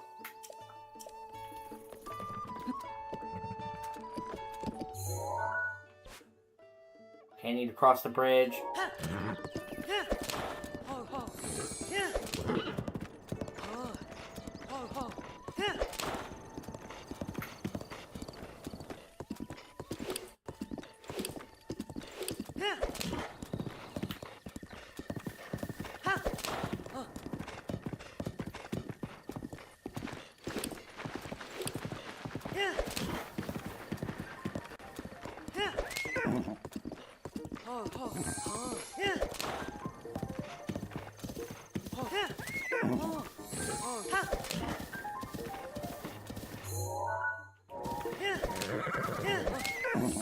Why is the horse being like this? It said its loyalty is maxed out. What the fuck, horse? Trying to buck me? Buck you!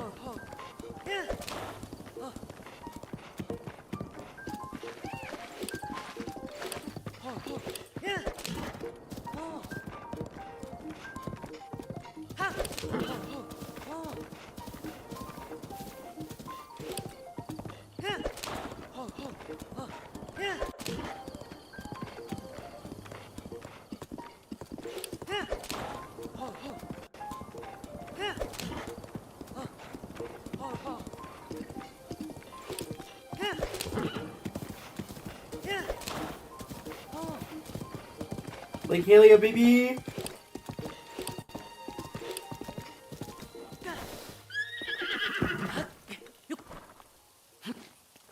Okay, why is it fucking raining? And it says it's not.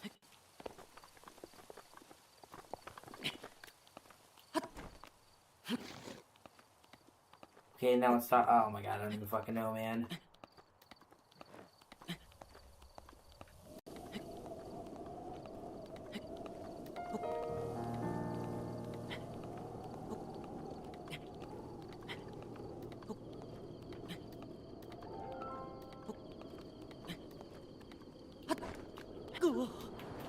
That's my bad.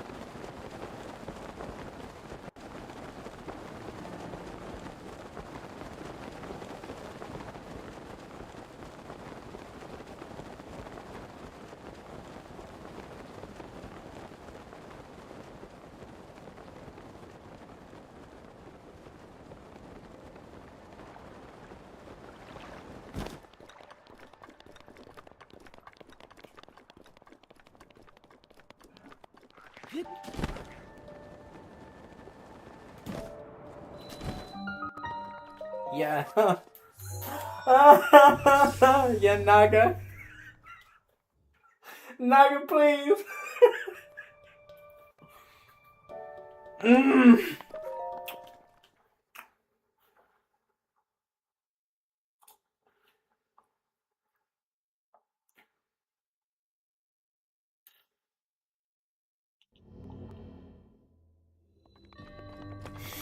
Shatter the heavens.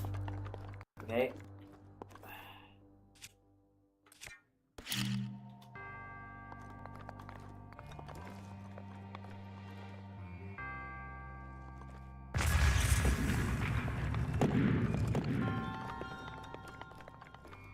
This was a Breath of Florida.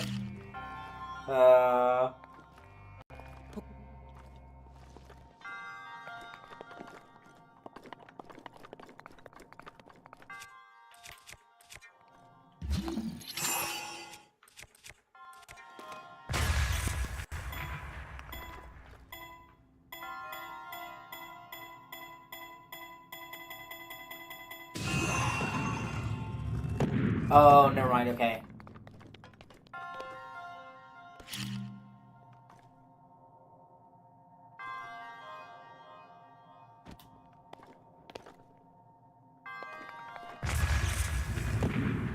Okay, I think, okay.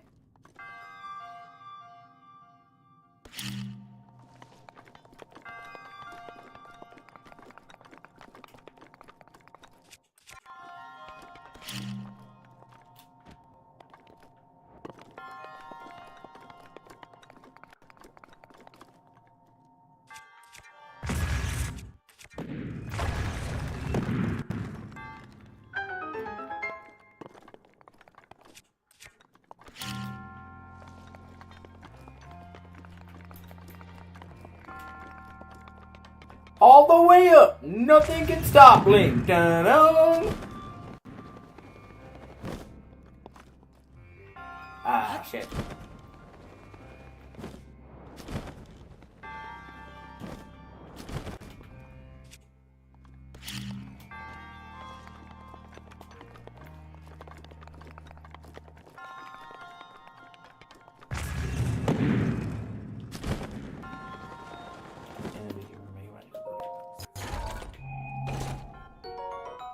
Oh, sweet. Ah, you son of a bitch.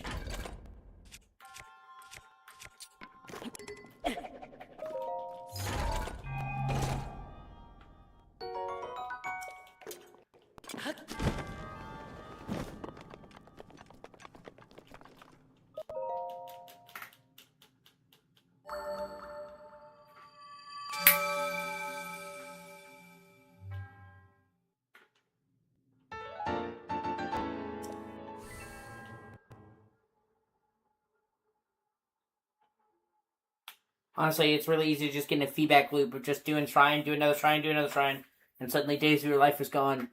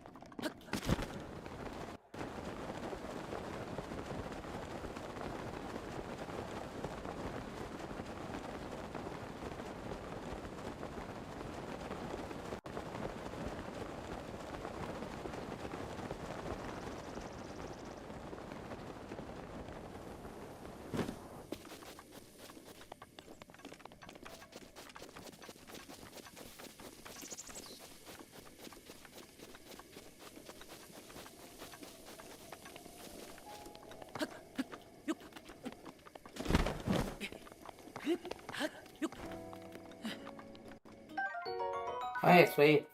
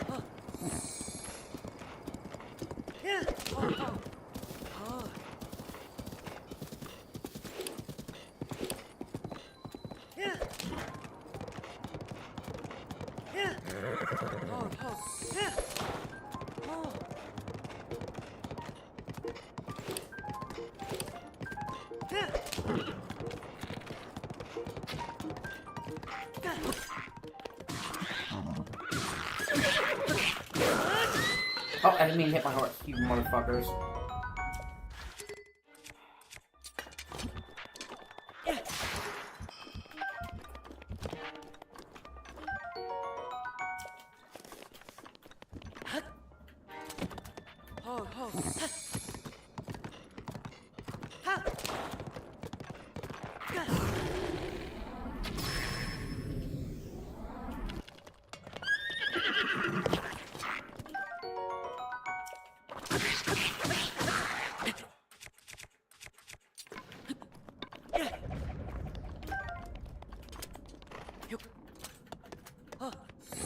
That had a horse crossing this bridge on foot would have fucking sucked.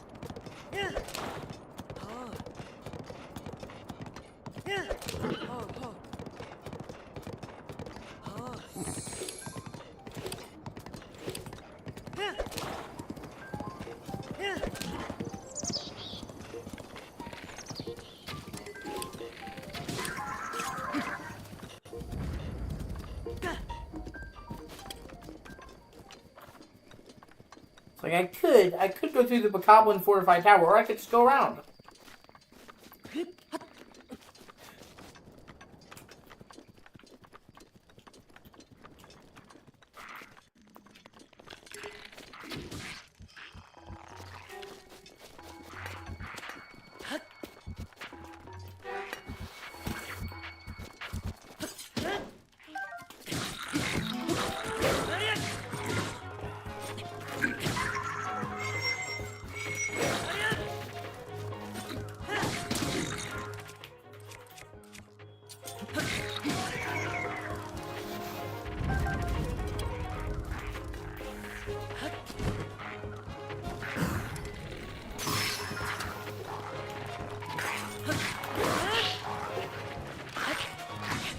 Oh, fuck off. Wow, I was doing so good. And then one hit. Fucking Lizophilos, fucking asshats.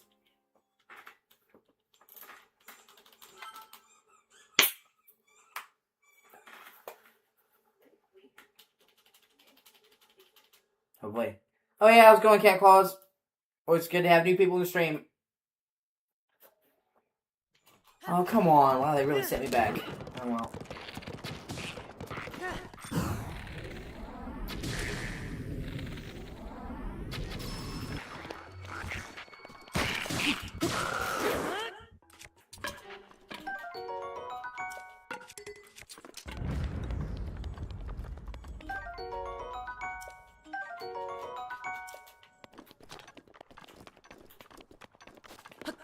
Oh yeah, I missed that treasure chest before.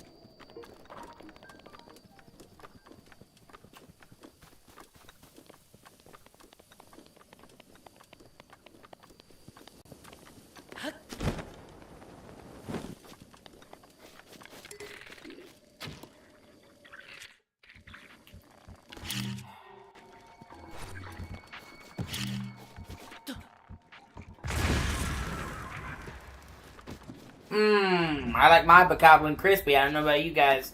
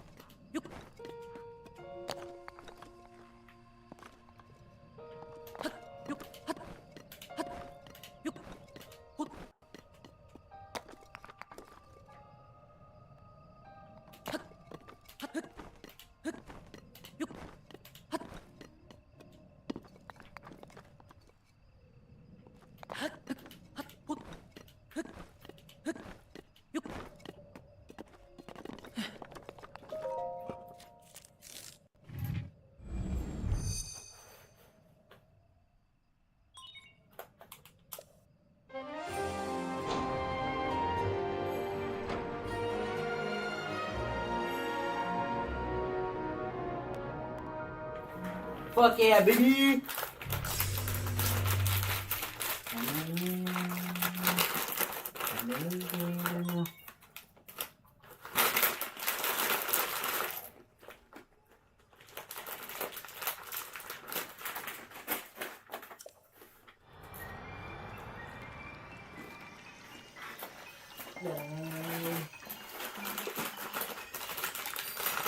Good, look at mine. Good, look at this one. Can I please give me this again? Can I please give me my fucking message? Can I please give me this again? Can I please give me my fucking message? Can I please give me this again? Can I please give me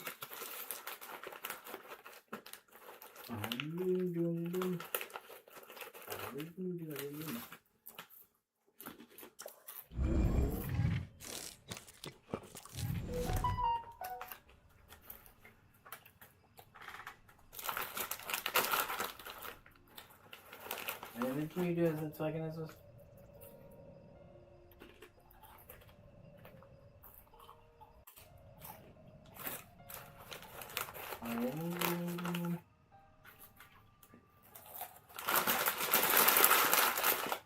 Oh my.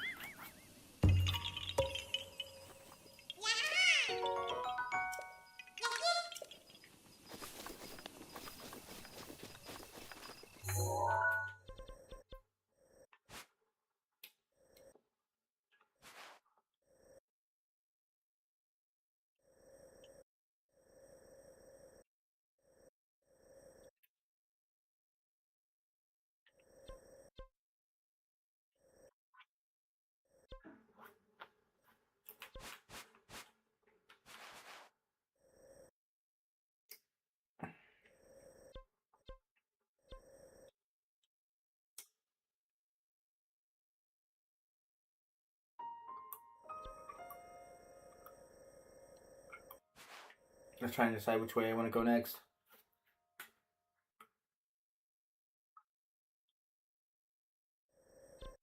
Yeah, fuck it. I'm gonna go to Kakariko Village, continue the main story now.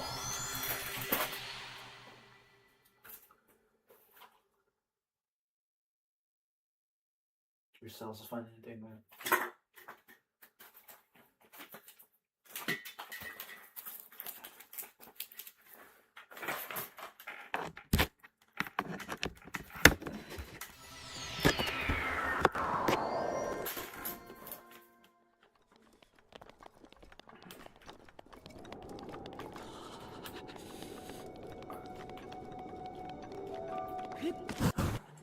Oh, damn it.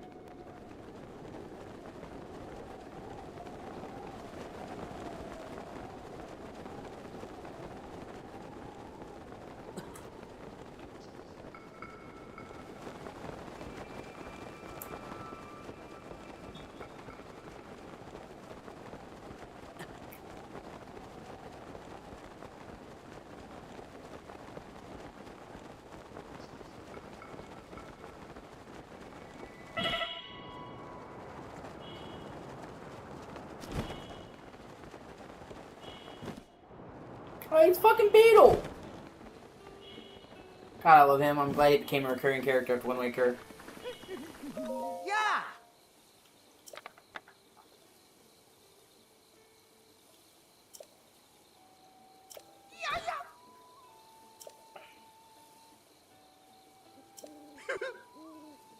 자.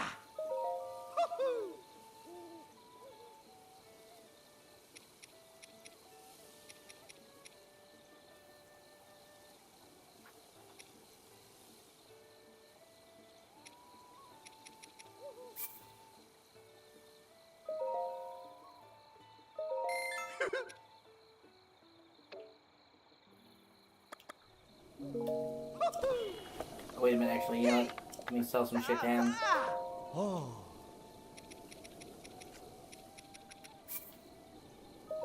Yay. Yay!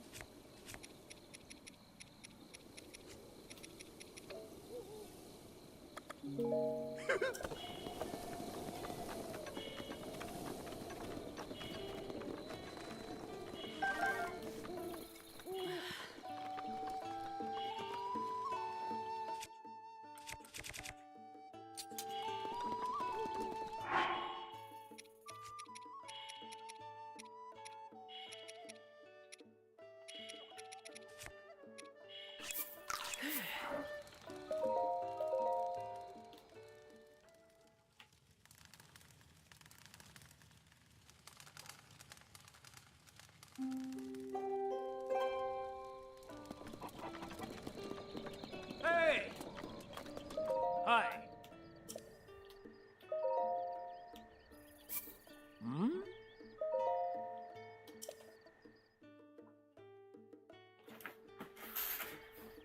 Oh. Hey.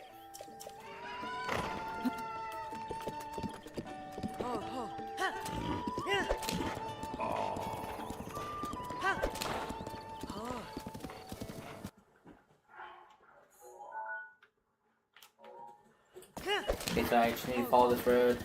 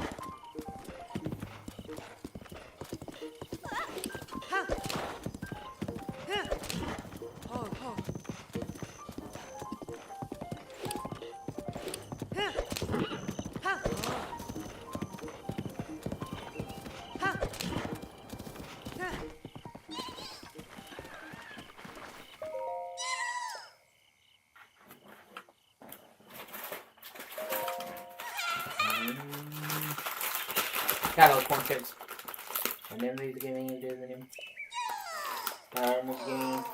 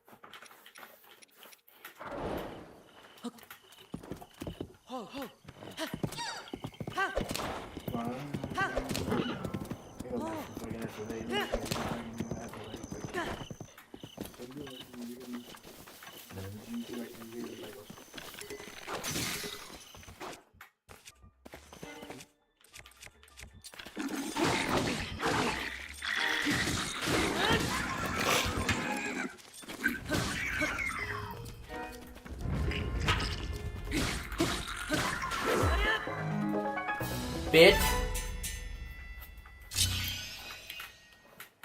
I'ma rock you like a hurricane.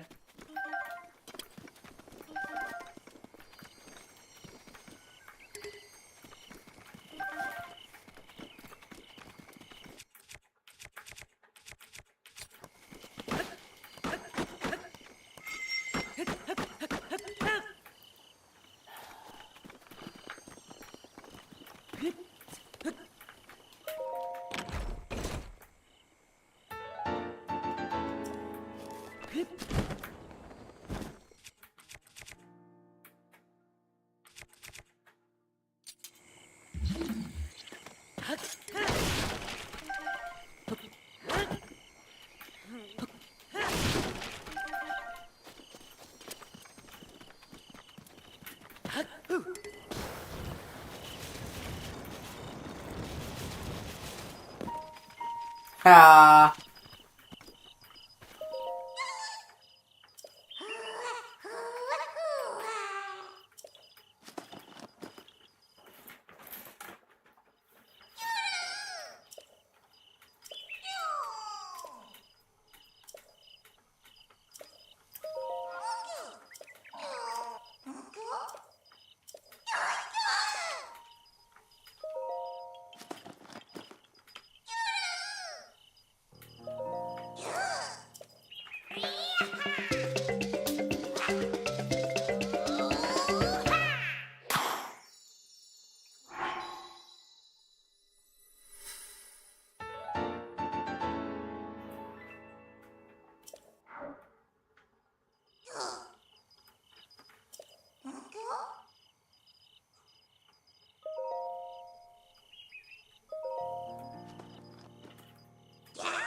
Yeah, getting even 10.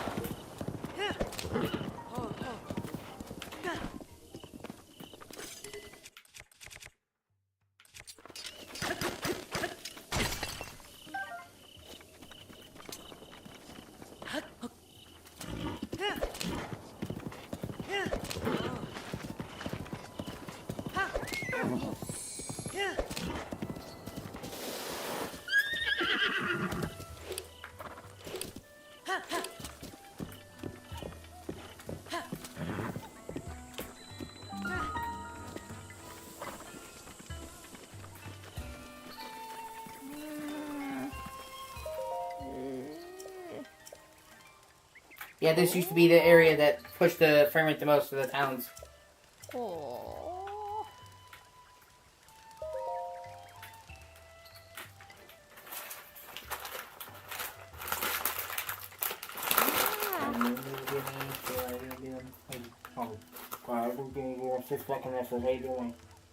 Oh, my seat being horror. Nobody's doing this again.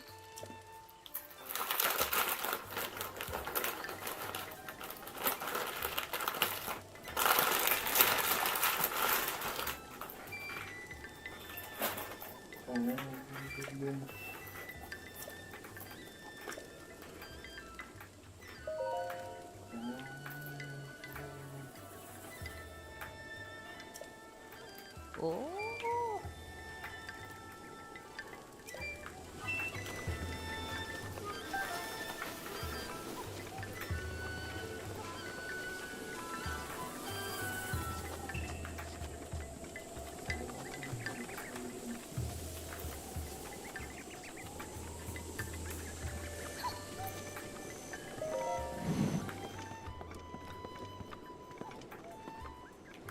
Oh, they had the traveler attire too, so I guess I could have gotten it from here. Oh well.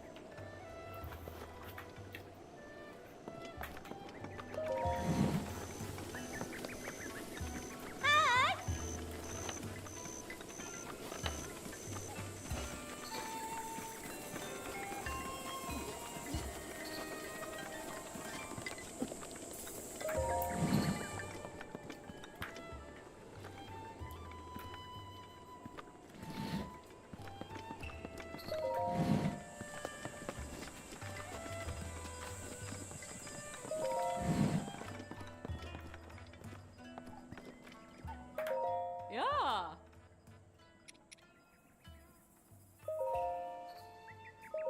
Hey.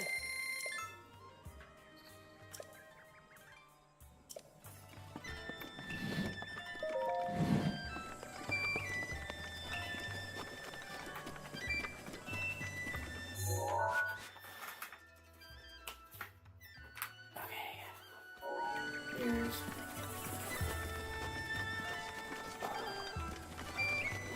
Oh, there's the, shrine. Let me go get that first. Yeah.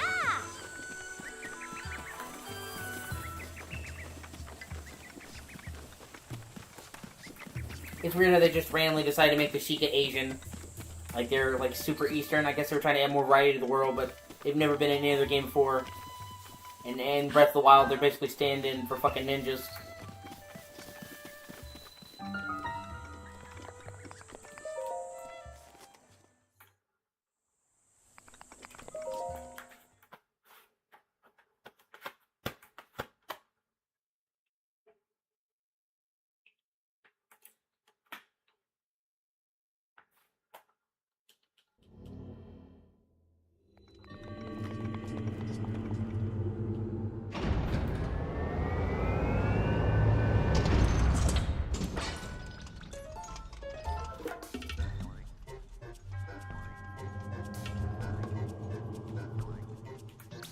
Yeah, I love how they made one of the shrines basically a fucking tutorial. And since you can do it in any order, I've seen people who play the game for 100 hours and just now seeing this, like, man, that would have been helpful. But such is the problem.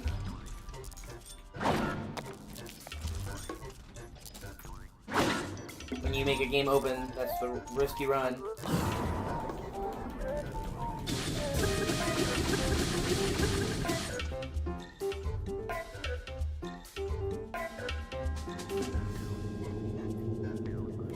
Well, yeah, but they weren't Asian. That's what I'm saying.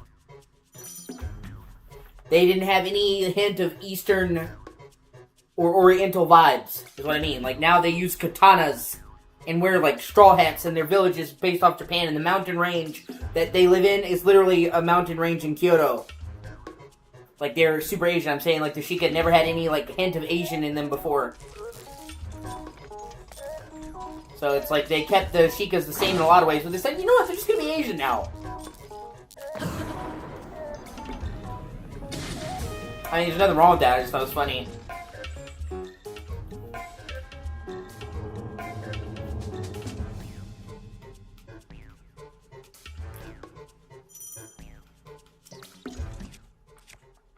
It's like, you're Asian now. What do you mean? I said, you're Asian now!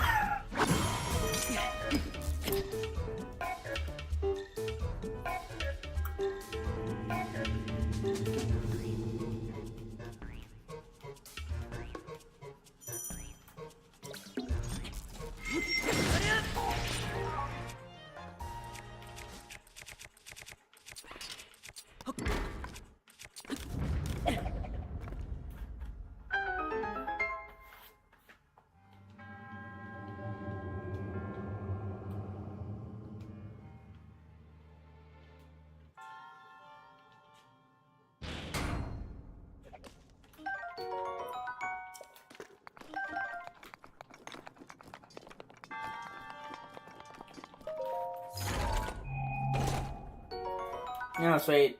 Ah, son of a bitch.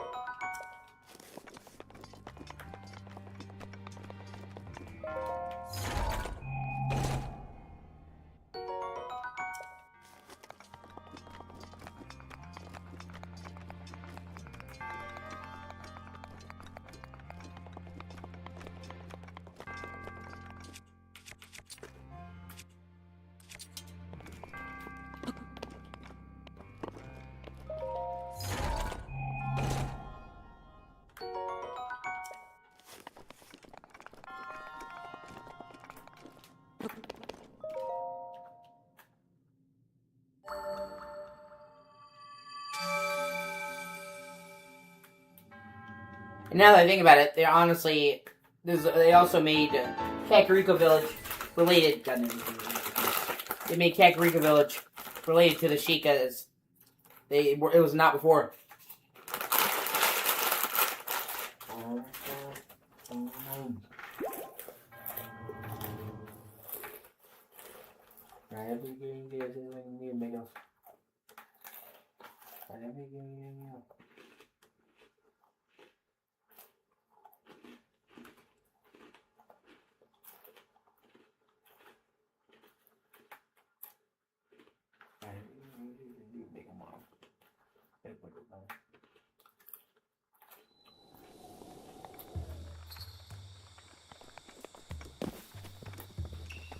And I'm pretty sure this is where you get the first armor fairy.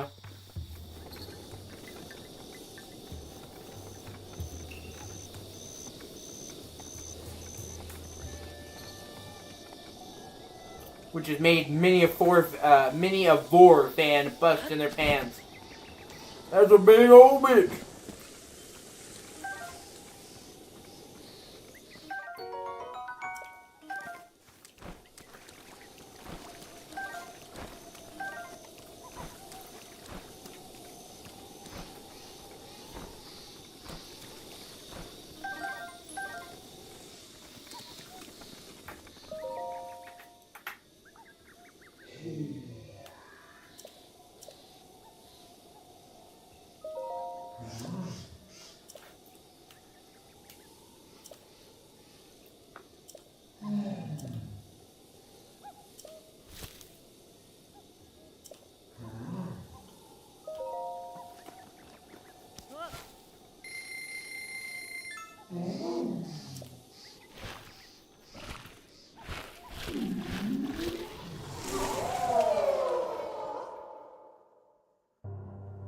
At least the fairies are actually hot now. They're supposed to be hot in Ocarina of Time, but honestly, they look more horrific than anything else.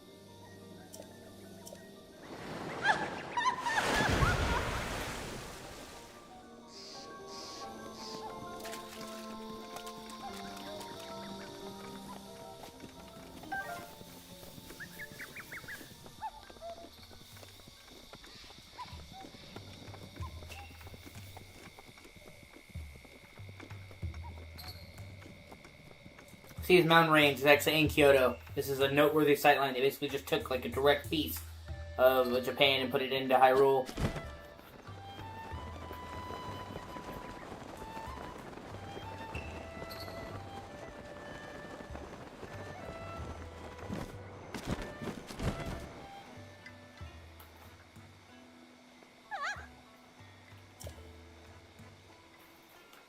And so many people thirst after Paya.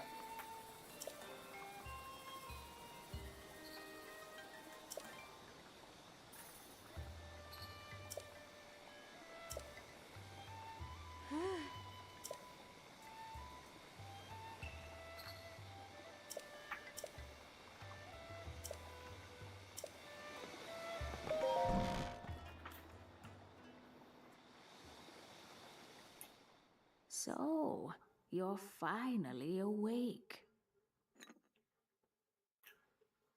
It has been quite a long time, Link.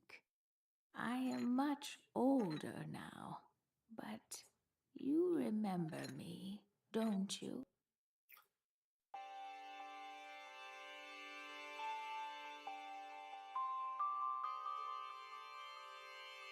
Oh.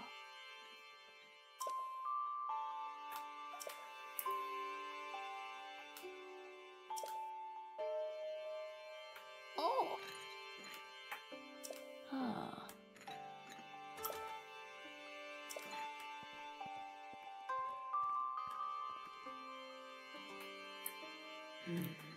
Well, no, I mean, I had no issue with Paya. It's like the amount of people simping at her and going crazy for her was kind of crazy. Oh.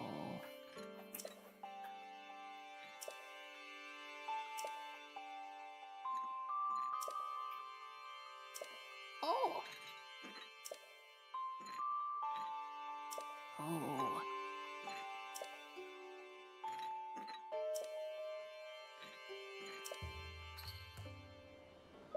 Yeah.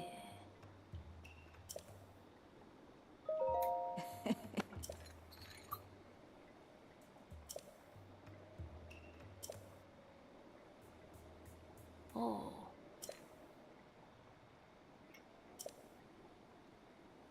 Exposition time, bitches! Yeah.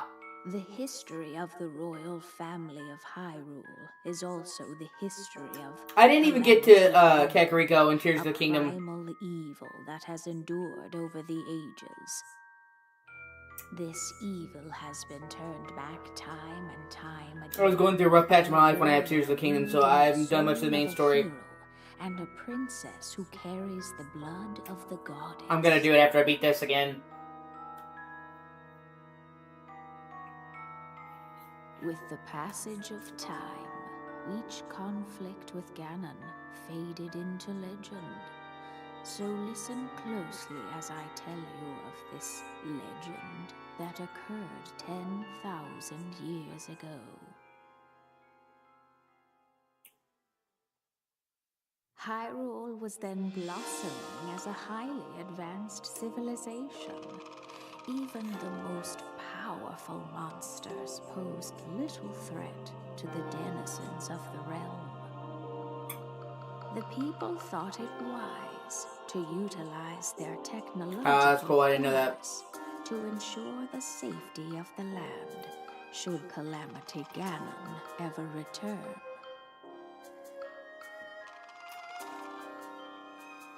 Well, in general, they massively de-emphasized the Sheikah in Tears of the Kingdom.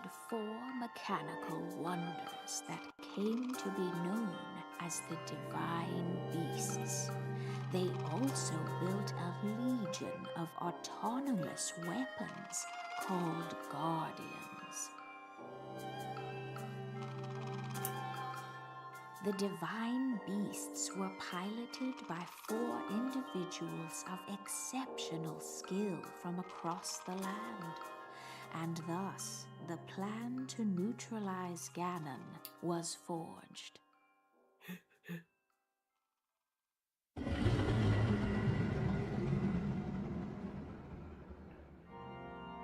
Upon Ganon's inevitable return to Hyrule, the princess and the hero fought alongside these 4 champions against this ancient evil. The Guardians were tasked with protecting the hero as the Divine Beasts unleashed a furious attack upon their terrible foe.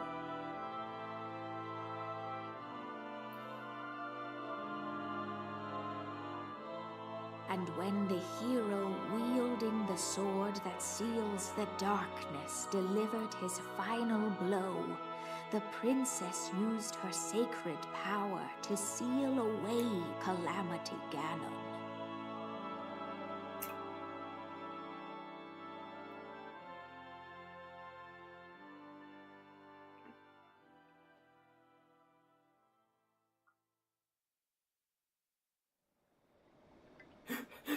Fucking anxiety. Yeah. I also don't like the fact that they retcon the Zelda from the Zelda from Breath of the Wild and Tears of the Kingdom is the Zelda from the Imprisoning War through time fuckery. I think that's stupid. Especially because I'm not a huge fan of Breath of the Wild Zelda. Oh.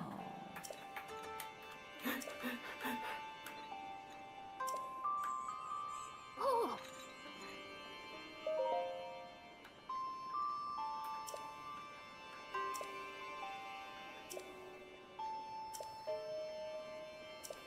Oh.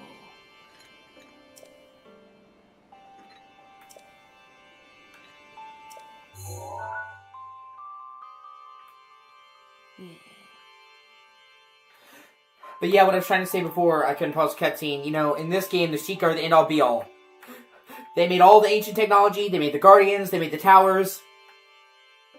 They made all the shrines. They are the central focus of the story. They're all the lore. Like, they're such an integral part of this game. And then, in Tears of the Kingdom, it's the Zonai. They almost never mention the Sheik at all. They don't talk about their technology. All the towers are gone. All the shrines are gone. All the Guardians are gone. It's been like 2 years between the games, I think? So it's almost like they retcon the Sheikah slate. Or the Sheikah. They wiped them off the slate. It's weird. And no, it's this different ancient civilization. The Zonai! Ooh!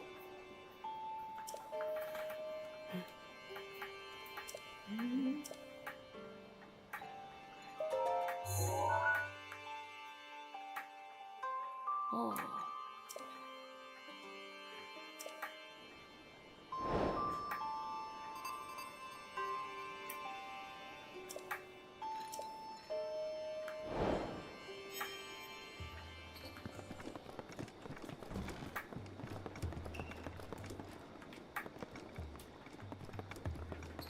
It's fucking weird too because, like, they have some consistency. Like the fucking Sheikah that you knock down the hole into the Yaga, I think his name.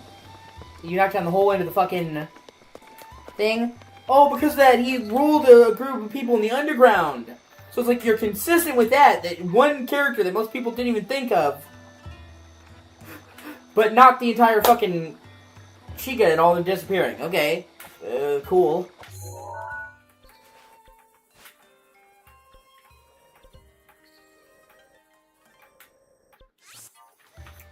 I might as well do that shrine now in the Tingle Village.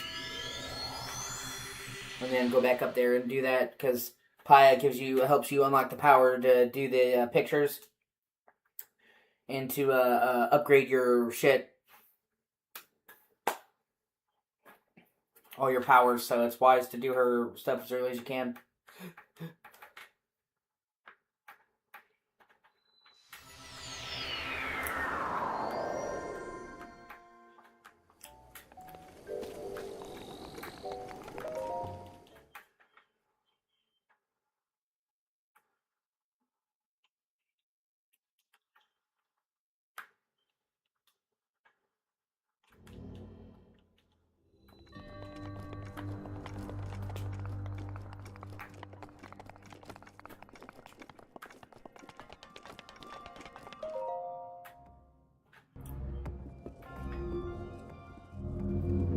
Shit.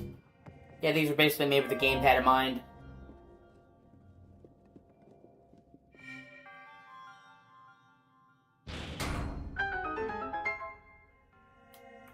Oh no, I did it. Okay, hold on, but I gotta... Yeah, I forgot you have to manually hop up in there.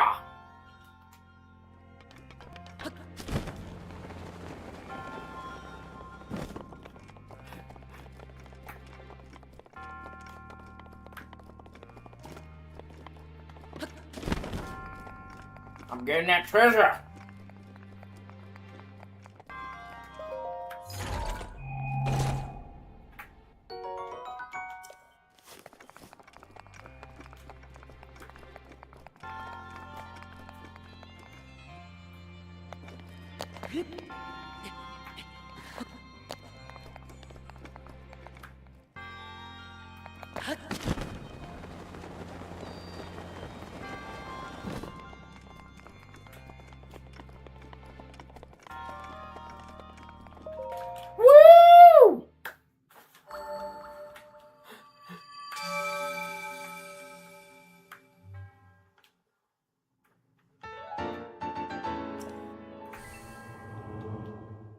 I always say, hey, sweet, I have enough to upgrade.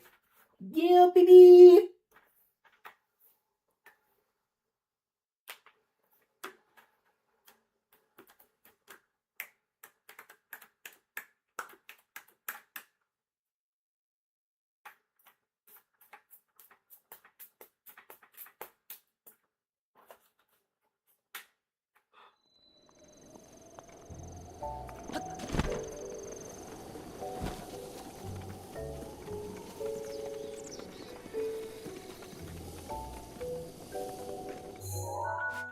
Shit, wrong way.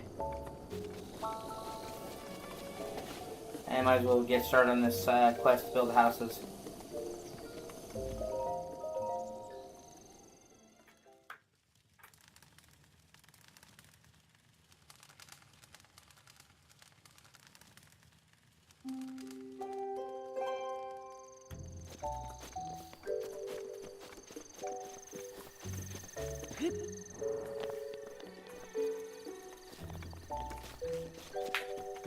And talk to the most unequivocally full stop fucking gay character in all of Zelda history.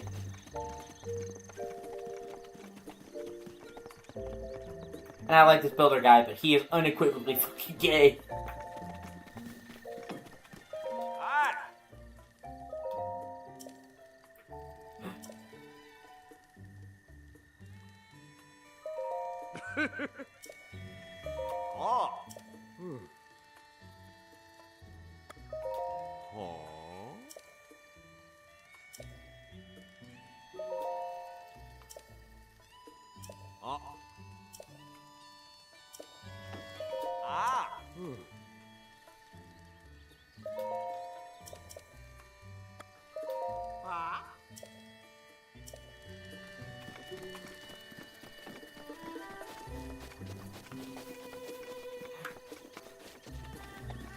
I really like the music that plays on Nintendo.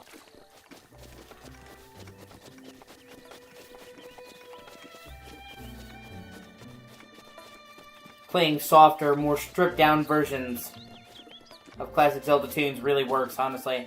Doesn't seem like it would, but it does.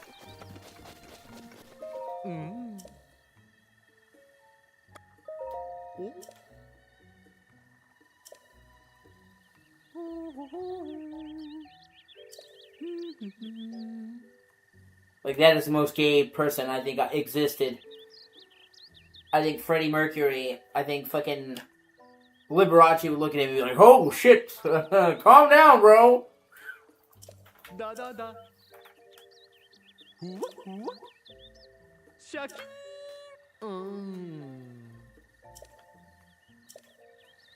Ah.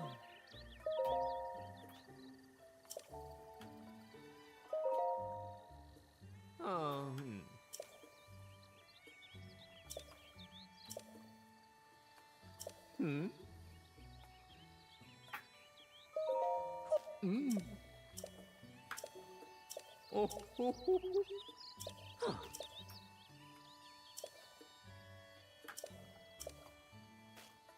Oi.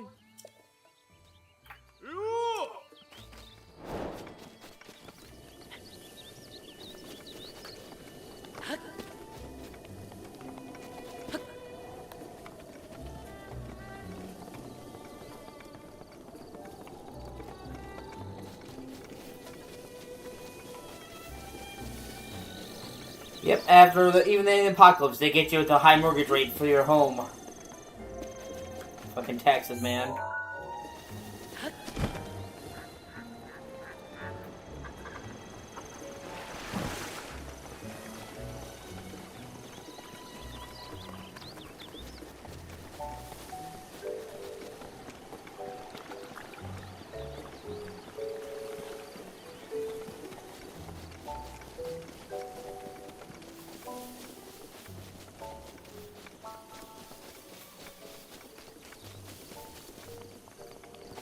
I was like, well, Link, I can give you a fixed rate adjustable loan. It's like, I'm gonna fucking kill you. It's like, what do you mean? I mean, I'm just gonna kill you and take the house. Apocalypse rules!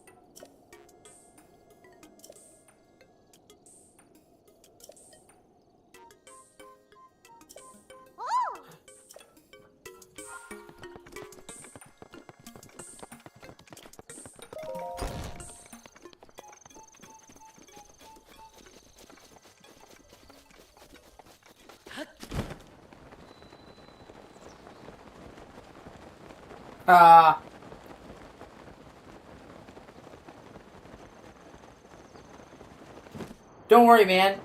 You've got the lolly defense going for you. Well, I know she looks 5, but she's actually got the body or the mind of an adult. Okay. Kind of weird, but alright. I had a friend of mine say that Lolly was a body type, and I fucking lost it, dude. Like, yeah. Lolly's the body type of little children.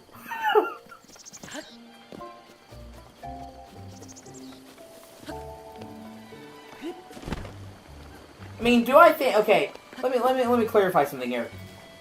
Do I think that Lolly is CP? I don't. Okay? Do I think that Lolly is CP adjacent and fucking worrying? I do. And would I want somebody that I knew was into Lolly? To be around my kids? Nah, I'm good.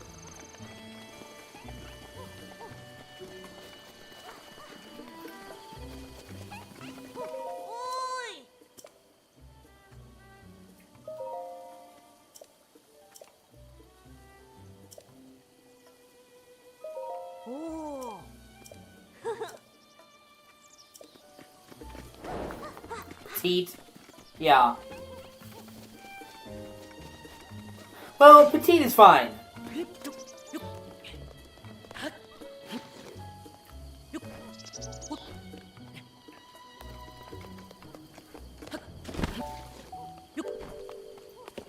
Petite doesn't mean little kids, but that's the thing, like...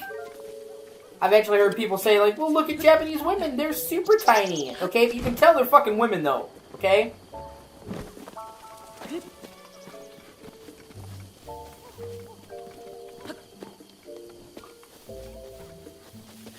Okay, where's the blue flame? It's around here somewhere.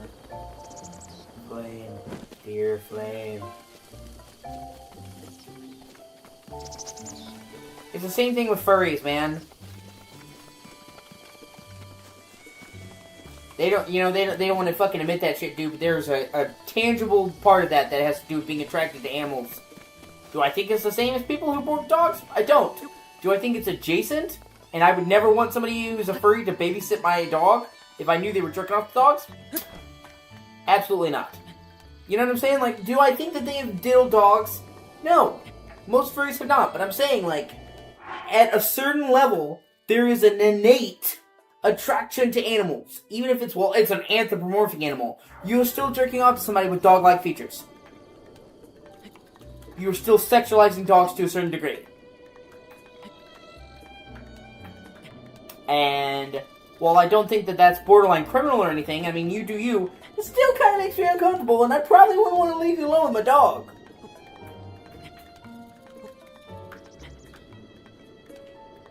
It's like if somebody told you they were attracted to little kids, but they had never offended, would you want to leave them around your little kid? No, probably not. It's like, well, I haven't actually done anything. Okay, but I know that you're interested. Even when you're looking. So no. They're supposed to be... Where's the fucking blue flame?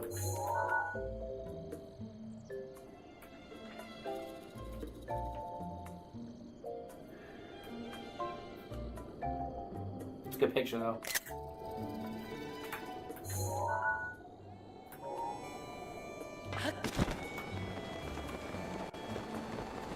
And I'm not even saying that to, like, try and censor some of that shit, because overall I think that as much as I think Lolly's fucking gross, you shouldn't censor what people draw. Condoning it and trying to make it illegal are two different things. They're wildly different things.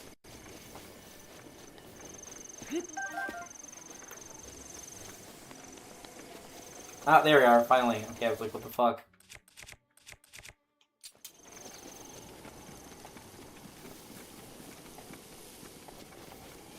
That makes sense. Plus, any kind of censorship always ends badly. Like, anytime you start... Fuck, there's gotta be a torch around here somewhere. Anytime you start trying to censor what people say...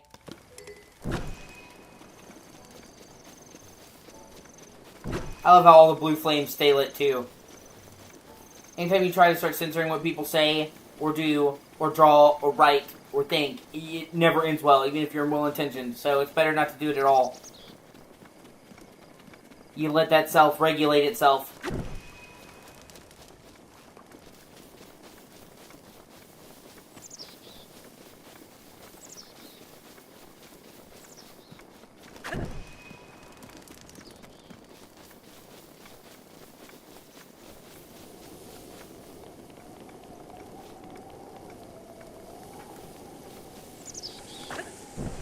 Shit like that's a slippery slope.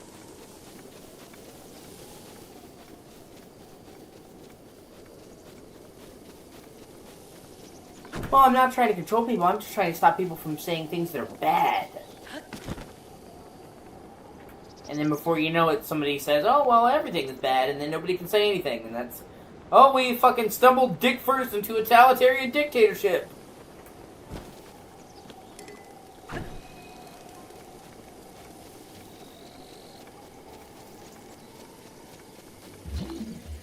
Shit. I think you can shoot it with that bow, too. Yeah, that's cool. Oh, shit like that. You can do that. Ah, fuck, went out.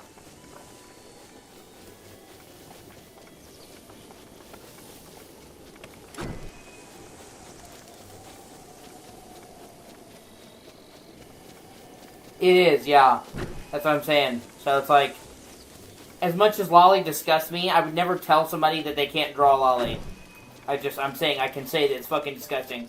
And people seem to have lost that. Like, they think intellectually that you not agreeing with something is you saying it shouldn't exist. Now, that's what people think. So, like, if I say I'm not a fan of non-binary, which I'm not. I think non-binary is fucking stupid. I do. I've made no qualms with that. I have a lot more respect for trans people because that's like a proven thing where you body dysmorphia. Non-binary is just, most of the times people just want attention. Well, I'm neither. Usually it's women. Like, you think non-binary would have a lot of people who are men, but it's almost always a woman saying she's non-binary, from what I've seen. And usually insufferable women. Bella Ramsey. You know, like, oh, I'm... But she's a woman when it suits her.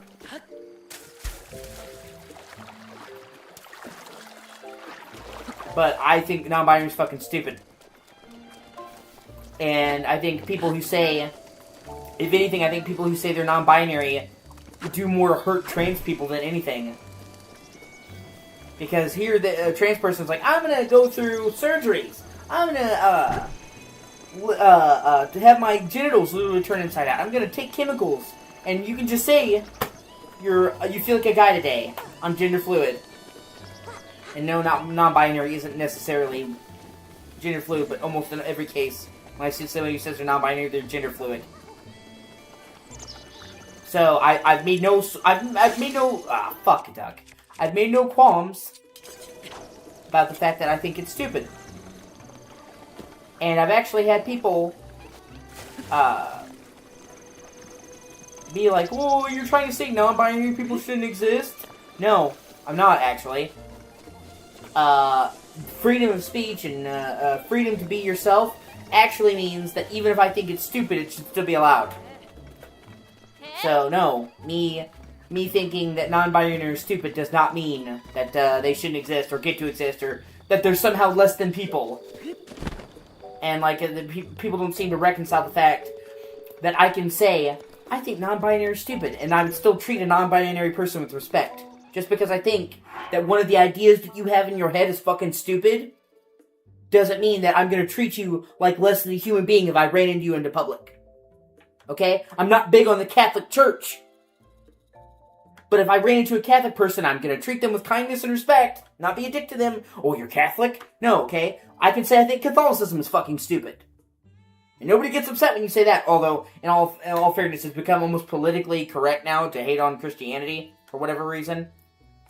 But, you know, nobody thinks I'm going to systematically wipe out all Catholic people, but you say, I think that non-binary is stupid.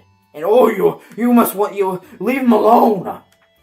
Or, you know, I say that I think a lot of the trans shit, they go too far with the children. Oh, you must hate them all. Nope, I just think that there's certain things they do that aren't right. Once you're an adult, you're an adult. We're good. But, is saying that children should take puberty blockers, saying that children should take estrogen or testosterone, no. They're fucking minors. And they're making permanent decisions with their body. I don't think so. And, somehow me saying that is, I must single-handedly want to fucking genocide them all. There's no nuance.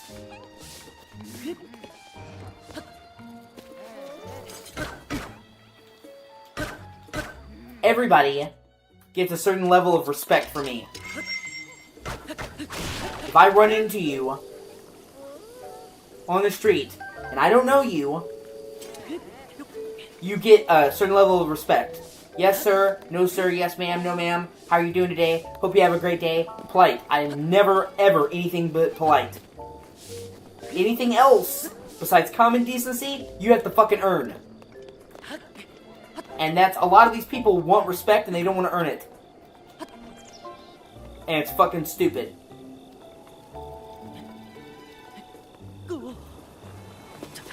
Shit, I gotta find a torch or something to use the blue flame. Or a wooden weapon, or some shit.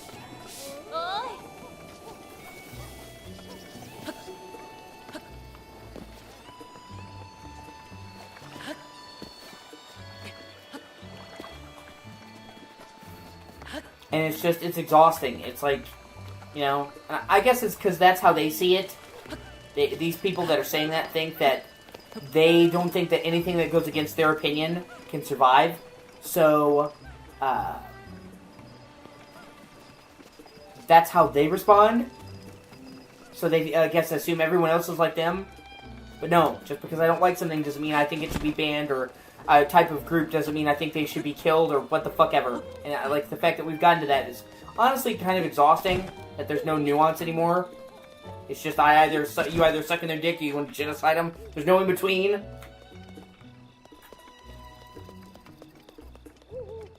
Come on, there's gotta be a fucking torch around here somewhere. I had a shit ton of wooden weapons, of course. Oh, wait a minute. A farming hoe.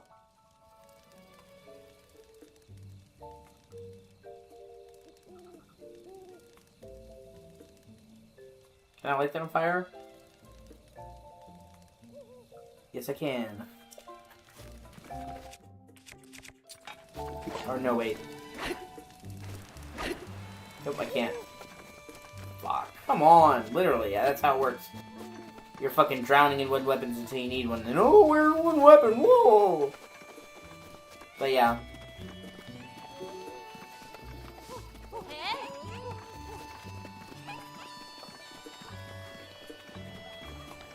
I think I can carry it with that bow and arrow as well.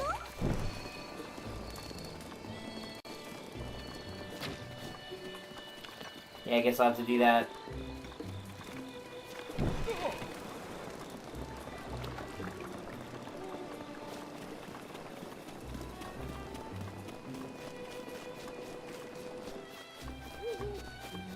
Just like everybody in this society right now thinks that their opinion matters equally.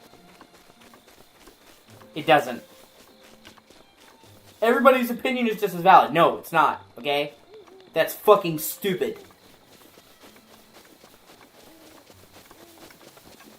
Like, they're actually fucking stupid. Okay?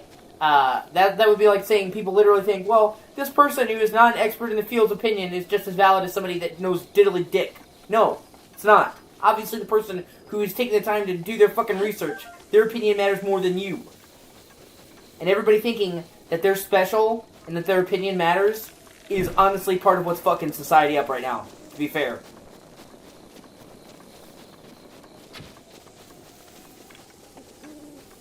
Your opinion matters when you earn it. When you've done the research, when you're noted in your field, you, a random person on the street, does not have the same validity to your opinion as somebody who does this for a living. People don't want to earn being special, they just want to be special.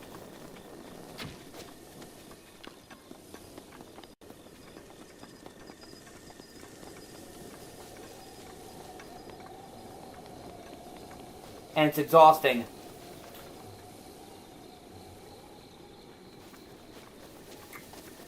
When listening to everybody's opinion and saying that everybody's opinion has more weight is how we wound up. Yeah, I did, Sticks, I'm sorry, I was in the middle of a thought process. I saw that earlier this morning. I'm pissed. I actually was talking about it in this stream. Literally, Sony took them off of making remakes to make a God of War live-action game. Or not live-action, I'm sorry, God of War live service game. A multiplayer God of War game. And then they decided to cancel it after Concord. And that sunk the company. Because they had divvied all their money into a God of War game that will never release. So, literally, the Sony basically fucking killed Bluepoint. And they could have just let them do what they were doing.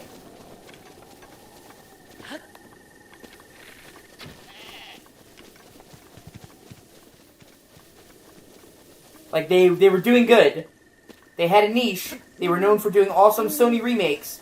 And then they took them off of something they were doing that was successful, that was making money. All of their games up to that point were successful and made money. To make a game that then they didn't even get to release it, and then they shut them down.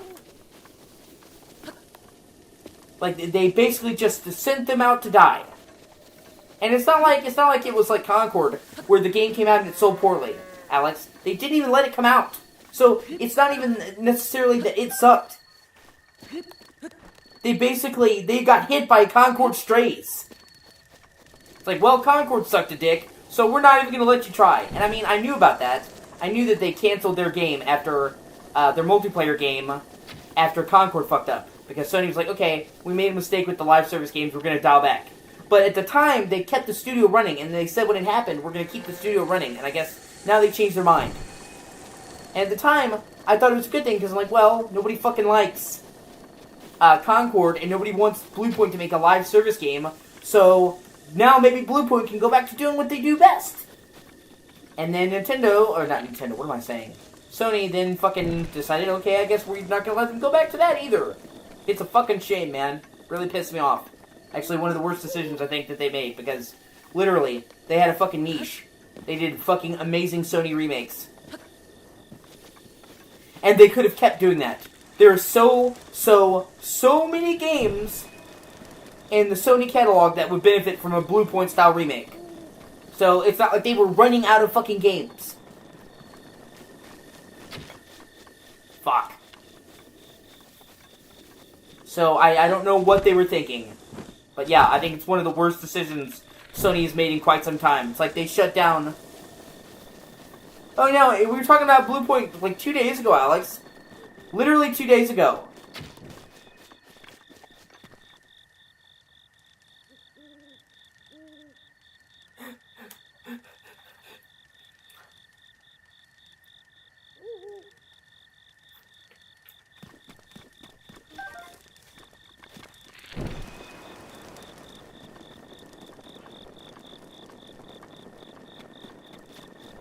And like I said,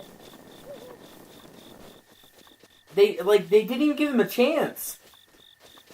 So it's not like they came out with a game that did a flop. And like they were in the middle. Like I said, it was Sony that fucked them, really. And that actually makes me really sad.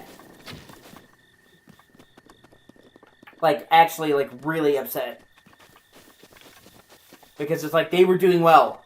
Shadow of the Colossus did incredibly well financially. Demon Souls remake did really well financially. It didn't sell as well as Shadow of the Colossus, but it wouldn't because it doesn't have the notoriety. Shit. It doesn't have the notoriety.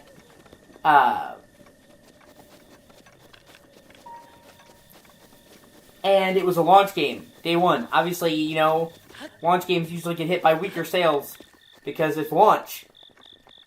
And unlike the other launch games for PS5, it wasn't crossed-gen. And Demon Souls still sold like 2 million copies, which for a niche game like Demon Souls that popped up at launch was actually still really good sales. So it's like they found their niche. And before they did Shadow of the Colossus, Alex, they did HD remasters. Bluepoint are the guys that did the God of War HD remasters for PS3. In fact, that's widely considered to be the first HD remaster. That's considered to be the game that kicked off the craze of doing HD remasters and remasters. Like, obviously, you know, there was some remasters before, but God of War was when they started to boom, where everybody had to do HD remasters. And, you know, you can widely credit that with remasters in games today. And then they did the Jak and Daxter HD collection, another great HD collection. And then they did the Uncharted Nathan Drake collection, another great collection. And so then they did the Metal Gear Solid collection, 2 and 3, and Peace Walker, that they're still using the basis of. When they did the Master collection, they literally used that as the basis. In fact, when you go to play it, it even says Bluepoint, because they used the code that they had already made. So then, after years of doing great remasters, they graduated to remakes. And did well. And, you know, so, like, for, like, 10, 15 years, they had a great track record of remastering and remaking Sony games. Just bop, bop, bop, bop, bop. And then Sony's like, we're going to take you from this area where you're doing really well. You have a niche. Nobody else is remaking Sony games. You have this own little corner that you found, your own little niche of success. We're going to take you from that. We're going to put you on this. And then we're going to fuck you. And we're not even going to let you release that after spending years on it. Because they literally started working on that after Demon Souls. So they literally had Bluepoint work on this God of War live service game for 5 years. Just to pull a plug on it, man. Can you imagine how soul-crushing that is? This is not like some prototype game that didn't get off the ground. This game probably was close to being released. And then it's like, wow, you literally took us from what we were doing. You made us make this game that we didn't want to make, that we have no experience making. And then 5 years deep, you fucking cancel it. Dude, that would be fucking soul-crushing. And then you don't even let us go back to doing what we were doing. You just cancel us. I just hope the people get jobs at other studios. Or at other parts of Sony. That they don't just fire them, you know? Because they're good employees. They can move to different parts of Sony. And other companies have done that. Where, you know, technically their studio was closed, but nobody lost their job because they moved into different studios. Like, they canceled certain projects for CD Projekt Red, because they've had a lot of projects in the pipes that didn't work out, that they haven't talked about. And when they canceled them, they didn't fire anybody. They just moved them to different teams. You know what I mean? So it was sad that it got canceled. Oh yeah, here's a good example. Techland. Techland did the first two Dead Islands, Dead Island Riptide, not Dead Island 2, and then they did Dying Light. They were working on a fantasy game, like a fantasy game, and for whatever reason they decided to cancel it to focus on Dying Light as a series, even though I honestly would have loved to see them do their take on like a dark medieval fantasy game, whatever. But they canceled them, but nobody was fired. All those people who were working on that studio, that team, were distributed to Dying Light. So even though the game was canceled, nobody lost their job. That's how that should be fucking done. And hopefully with Sony having so many studios and so many people, those people will still get to keep working. Because honestly, it'd be a damn shame if they all lost their jobs.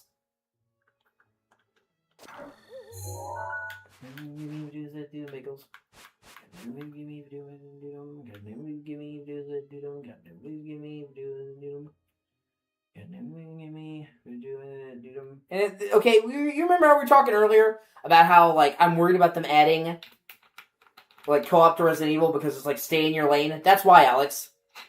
People are like, oh, things are going good, things are going good, things are going good. Let's add. And then they fuck it all up.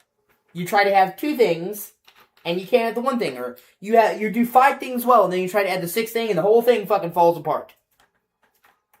Sony has had its own fucking corner of the world that has been doing incredibly well. They make strong, story-driven games. And that has worked for them. Across 5 console generations, making strong single-player games has worked for them. I mean, they've had multiplayer here and there, but predominantly they're single-player, and that has worked for them every generation. So, they're cornering the market. PS5, I would say, is probably in #1 position for this generation. Okay? And so Sony doesn't think to themselves, hey, we're cornering the market, we got the #1 console this generation, we're doing great. They think, well, we could be doing live service games too and getting some of that money. And what do?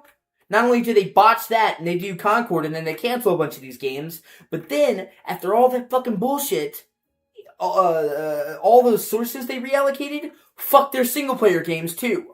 So they tried to add on, and it fucked the whole thing, even what they already had. That's what I'm saying. Sometimes you should just stay in your fucking lane. Say, hey, I've got it going good. Things are working out.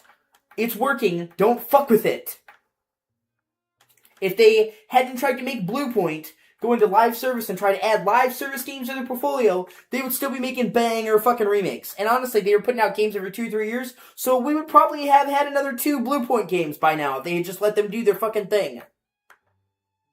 So, that's what I'm saying, like, in an attempt to, like, oh, we can add everything, you know what I mean? So sometimes you can just say, hey, this is working. Let's just keep doing this. You know, and that's what I mean. It's like they don't, you know.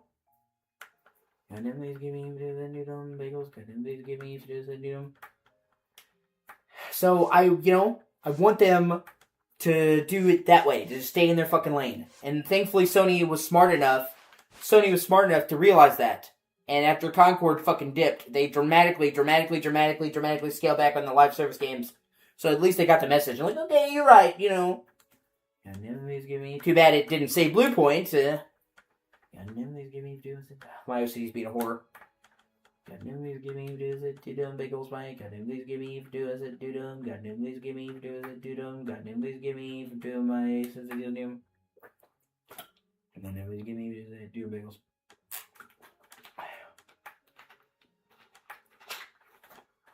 Plus, I mean, it's also just like, you should realize your fucking fan base, dude.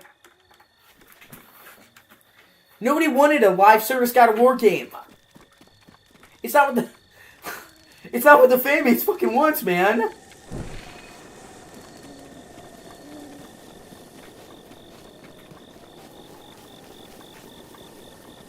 So you don't need all this bullshit to tell you that.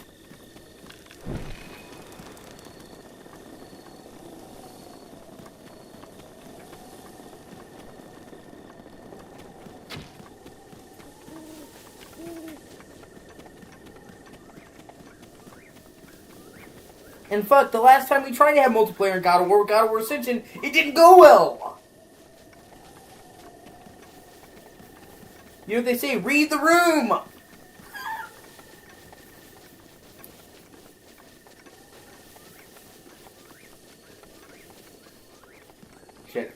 me see if there's a torch. You have to carry fire, and it's really hard unless you have a wooden weapon or something to carry it, and I don't.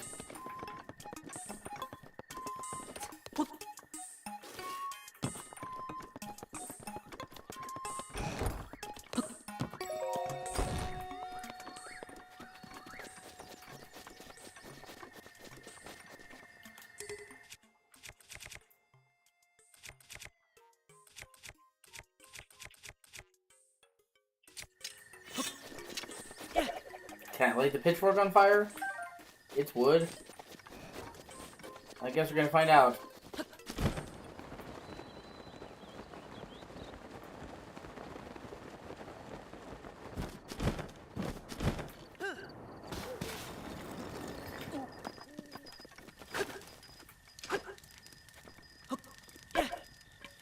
Fuck!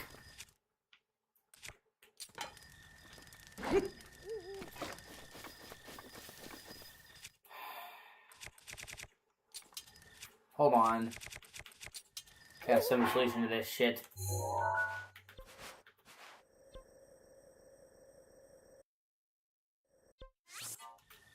Gotta go and grab a wooden club, any wooden weapon.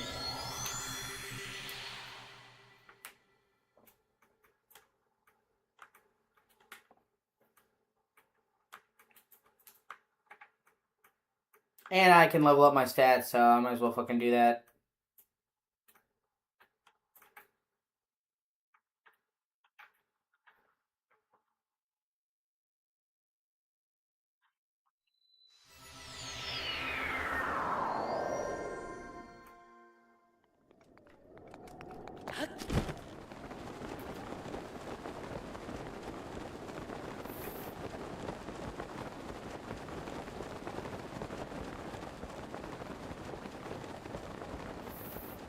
Yeah, I'm not a fan. I think it's actually one of the worst decisions they made.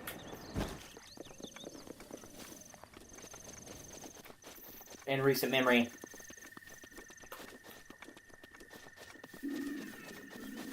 I've actually thought Sony's been doing pretty good lately. But yeah, I can't condone that or justify it at all. That was bullshit.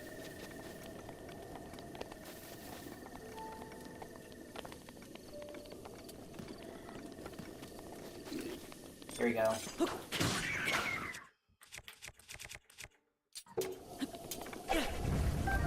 Only need one.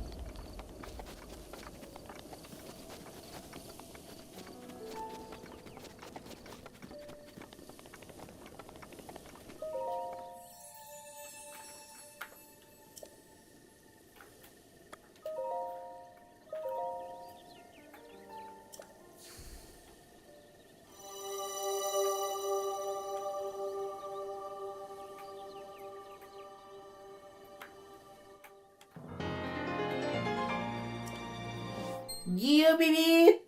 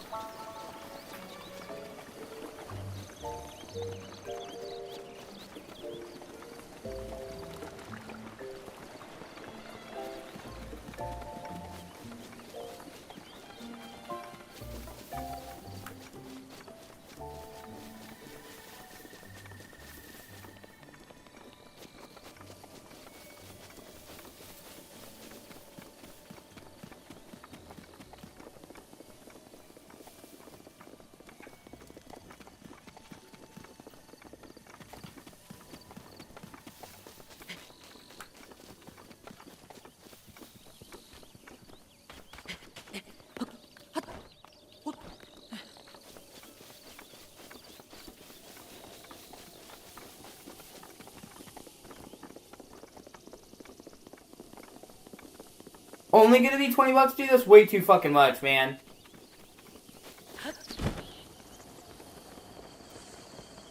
Fucking $40 each. I'm sorry, $40 for both of them. For fucking old Game Boy games, man. Fuck you. I still think that's way too fucking much.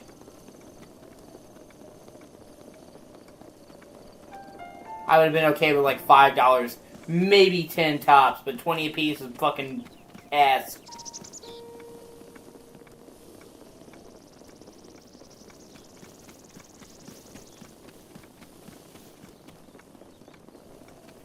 But then I've heard other people say they're going to be improving the graphics, so we'll see.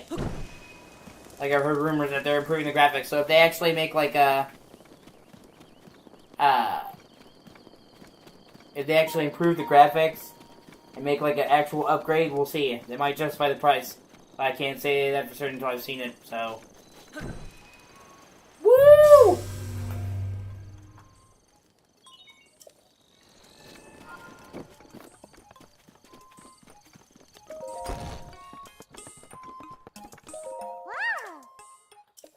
Thank you.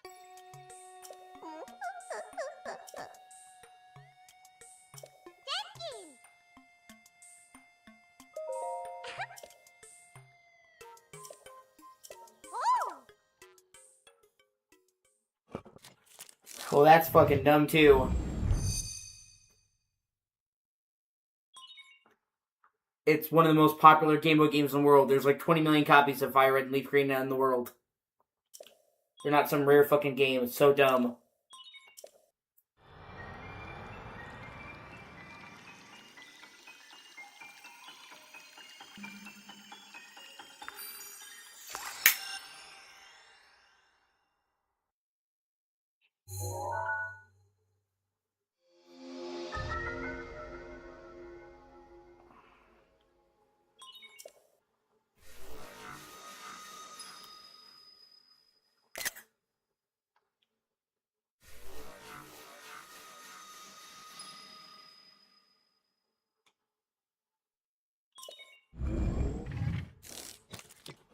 A ton of this game's story is given in optional flashbacks you find.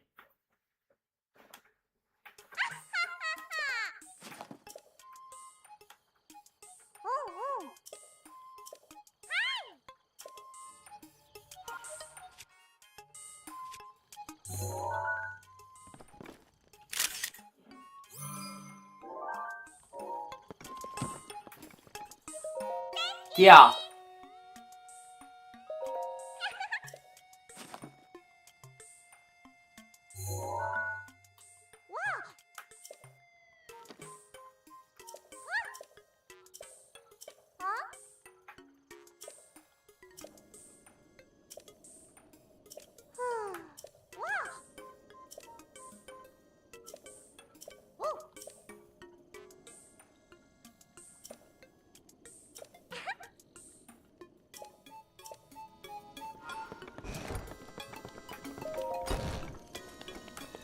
Oh my god. Ugh. That's so disgusting, man. That hurts my fucking soul.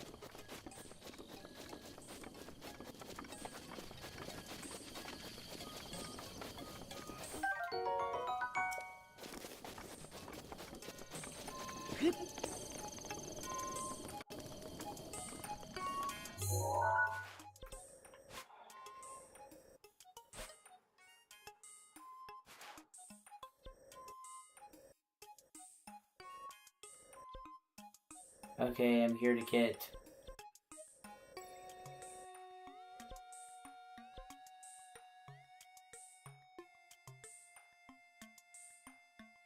the ancient saddle somewhere around here.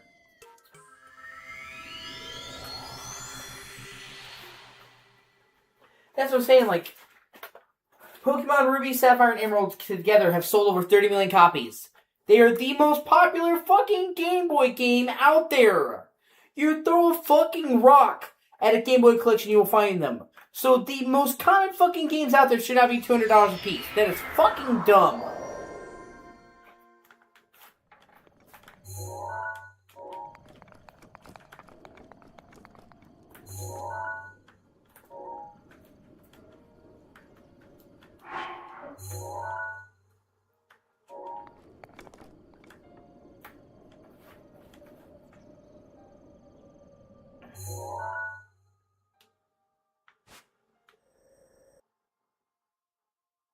Okay.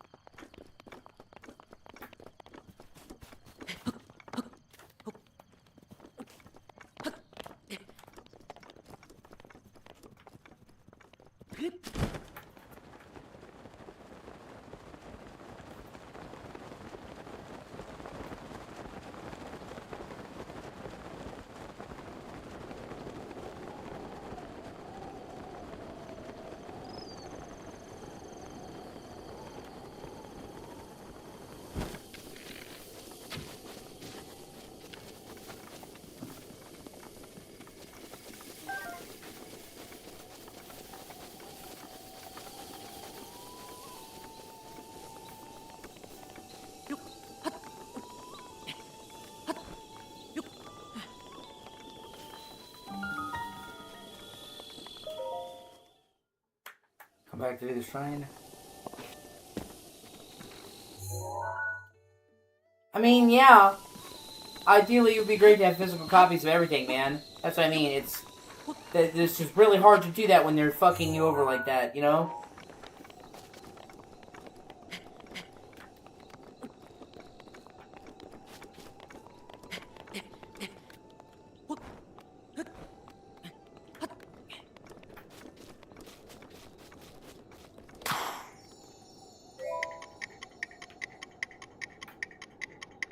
Oh, I can't jump over there yet.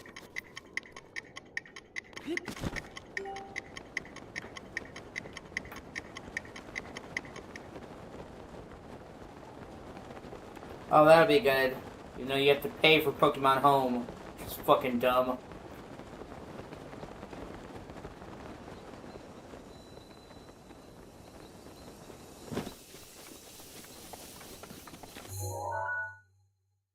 Oh, it's the wrong way.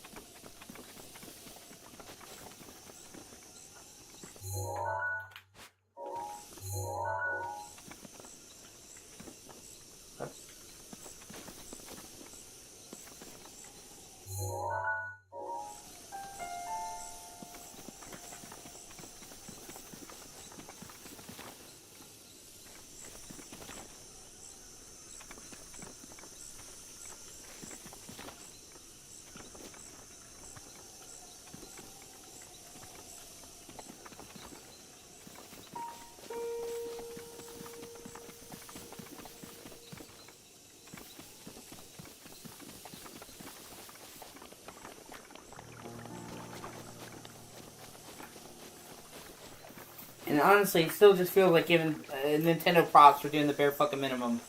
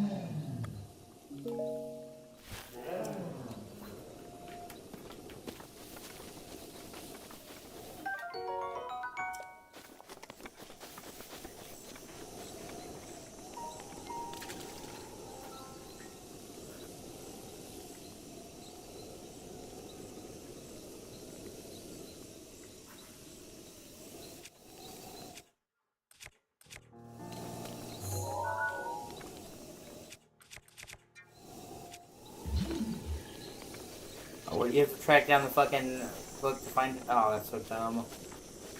Whatever.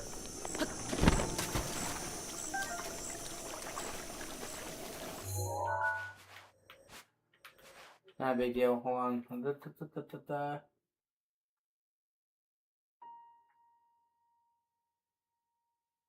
Highland Stable. Where is the Highland Stable? I think is it here? Yeah, it is. Okay.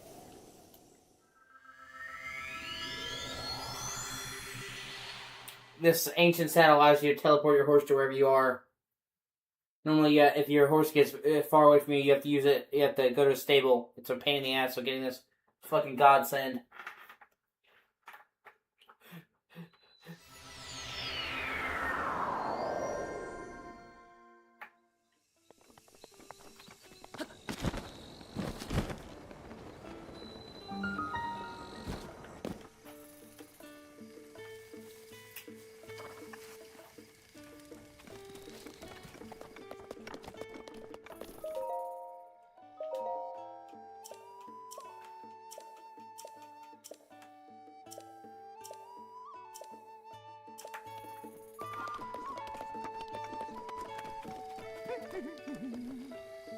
Yeah.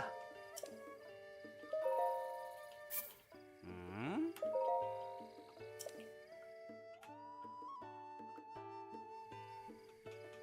Ah.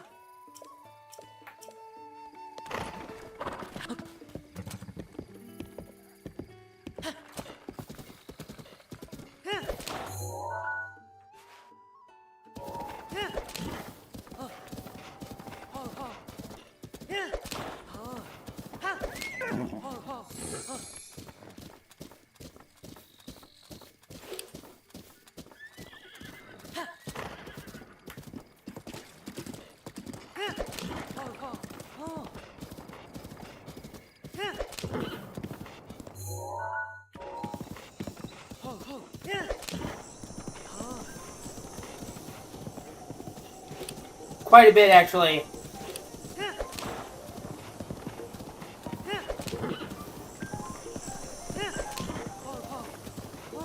You're nowhere near close to done.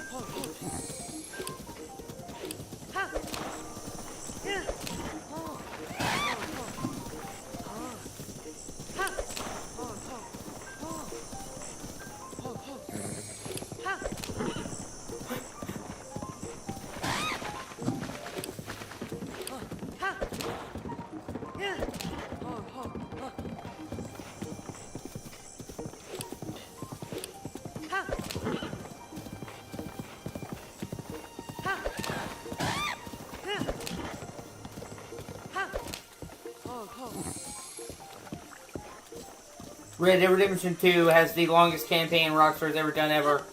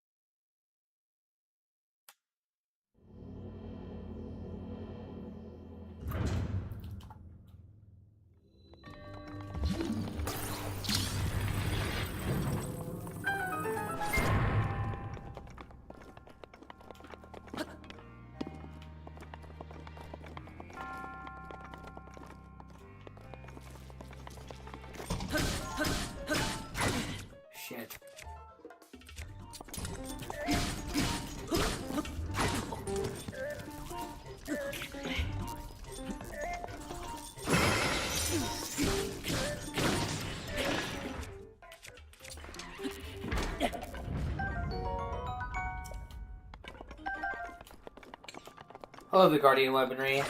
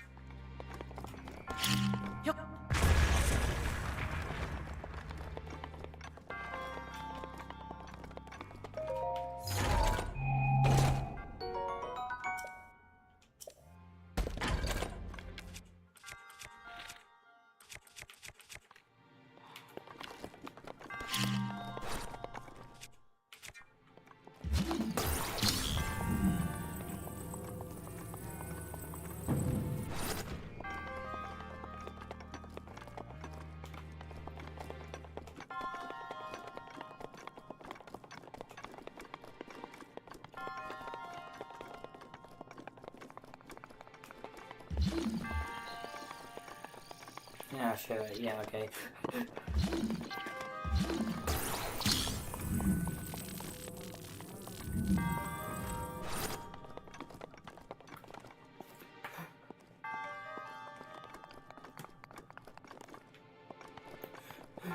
Fucking anxiety, man.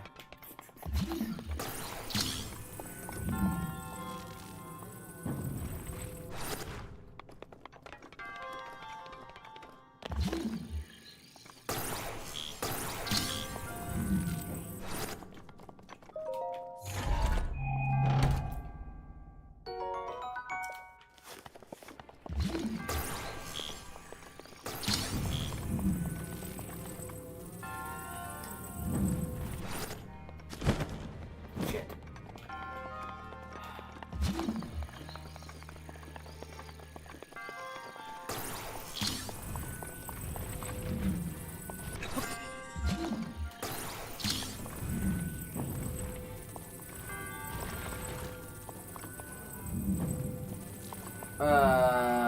What are you talking about? I was pretty sure that Diablo 2 Resurrected was on PS5 from launch.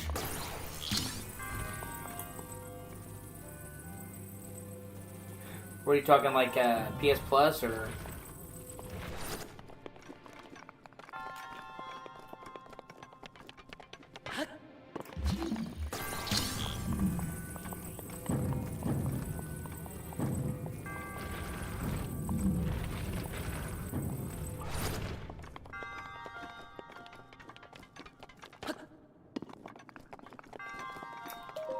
Woo!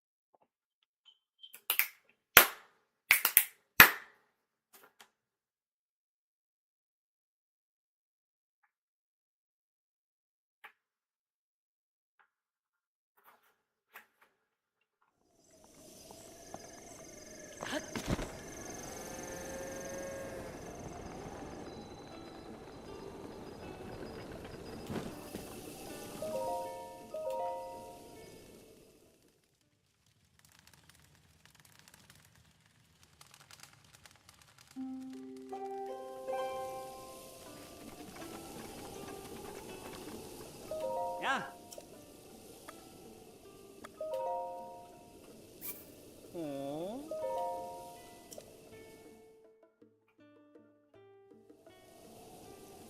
Ah.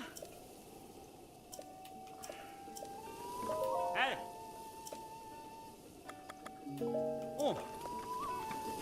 Yuk. Yeah.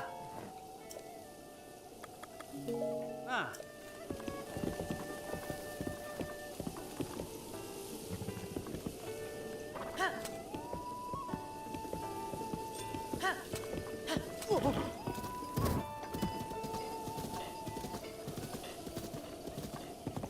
That's weird. Yeah. Where's that? I know for fact there's a way to customize your horse. Put that saddle on it. I'm trying to.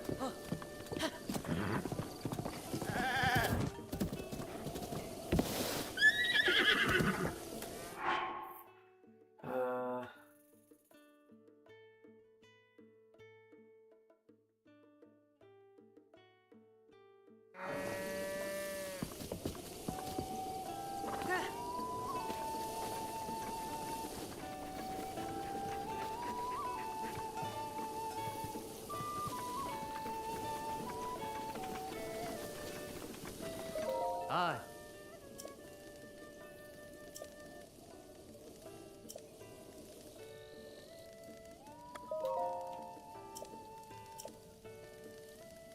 Oh.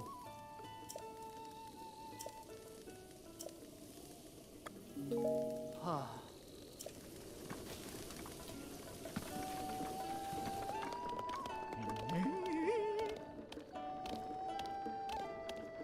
Hey.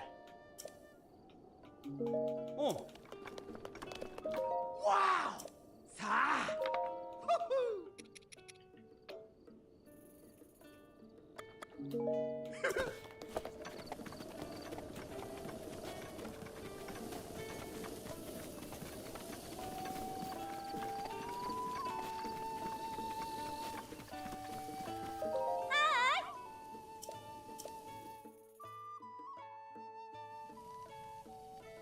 Hmm?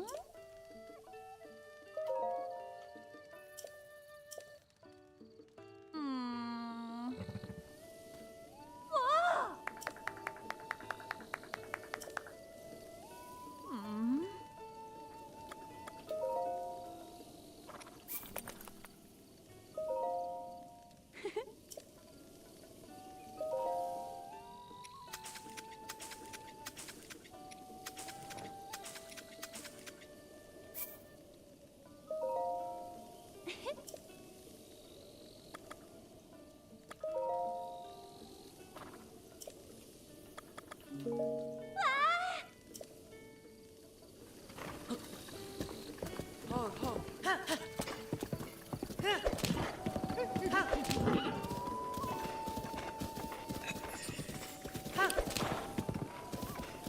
Jousting, bitch!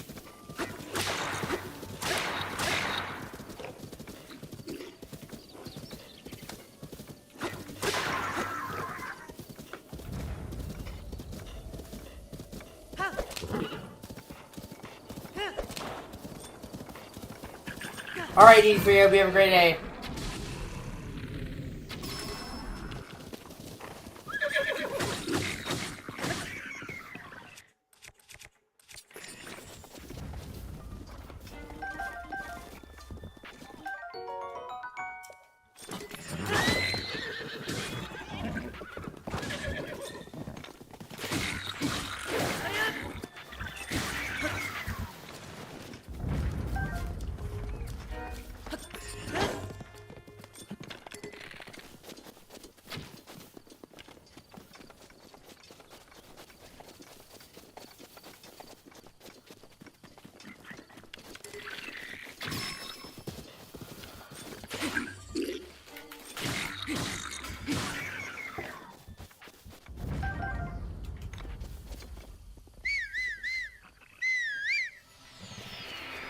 Teleportation, bitch!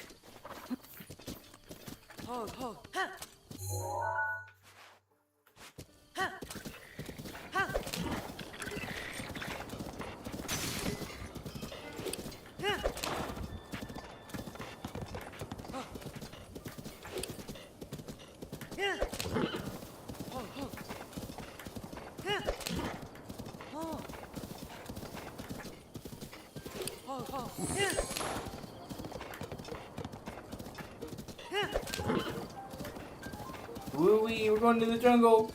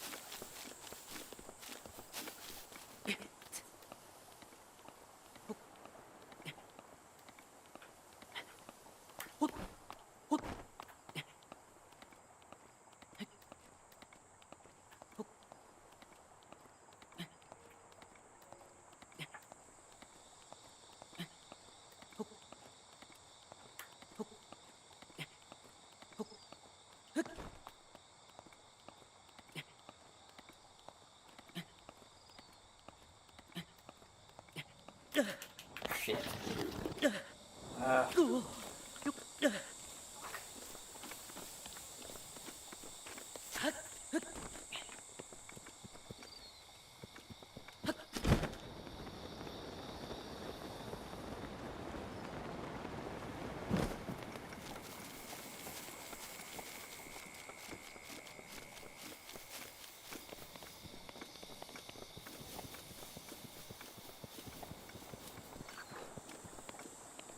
Now fuck, seems like it was headed in the right direction. Shit.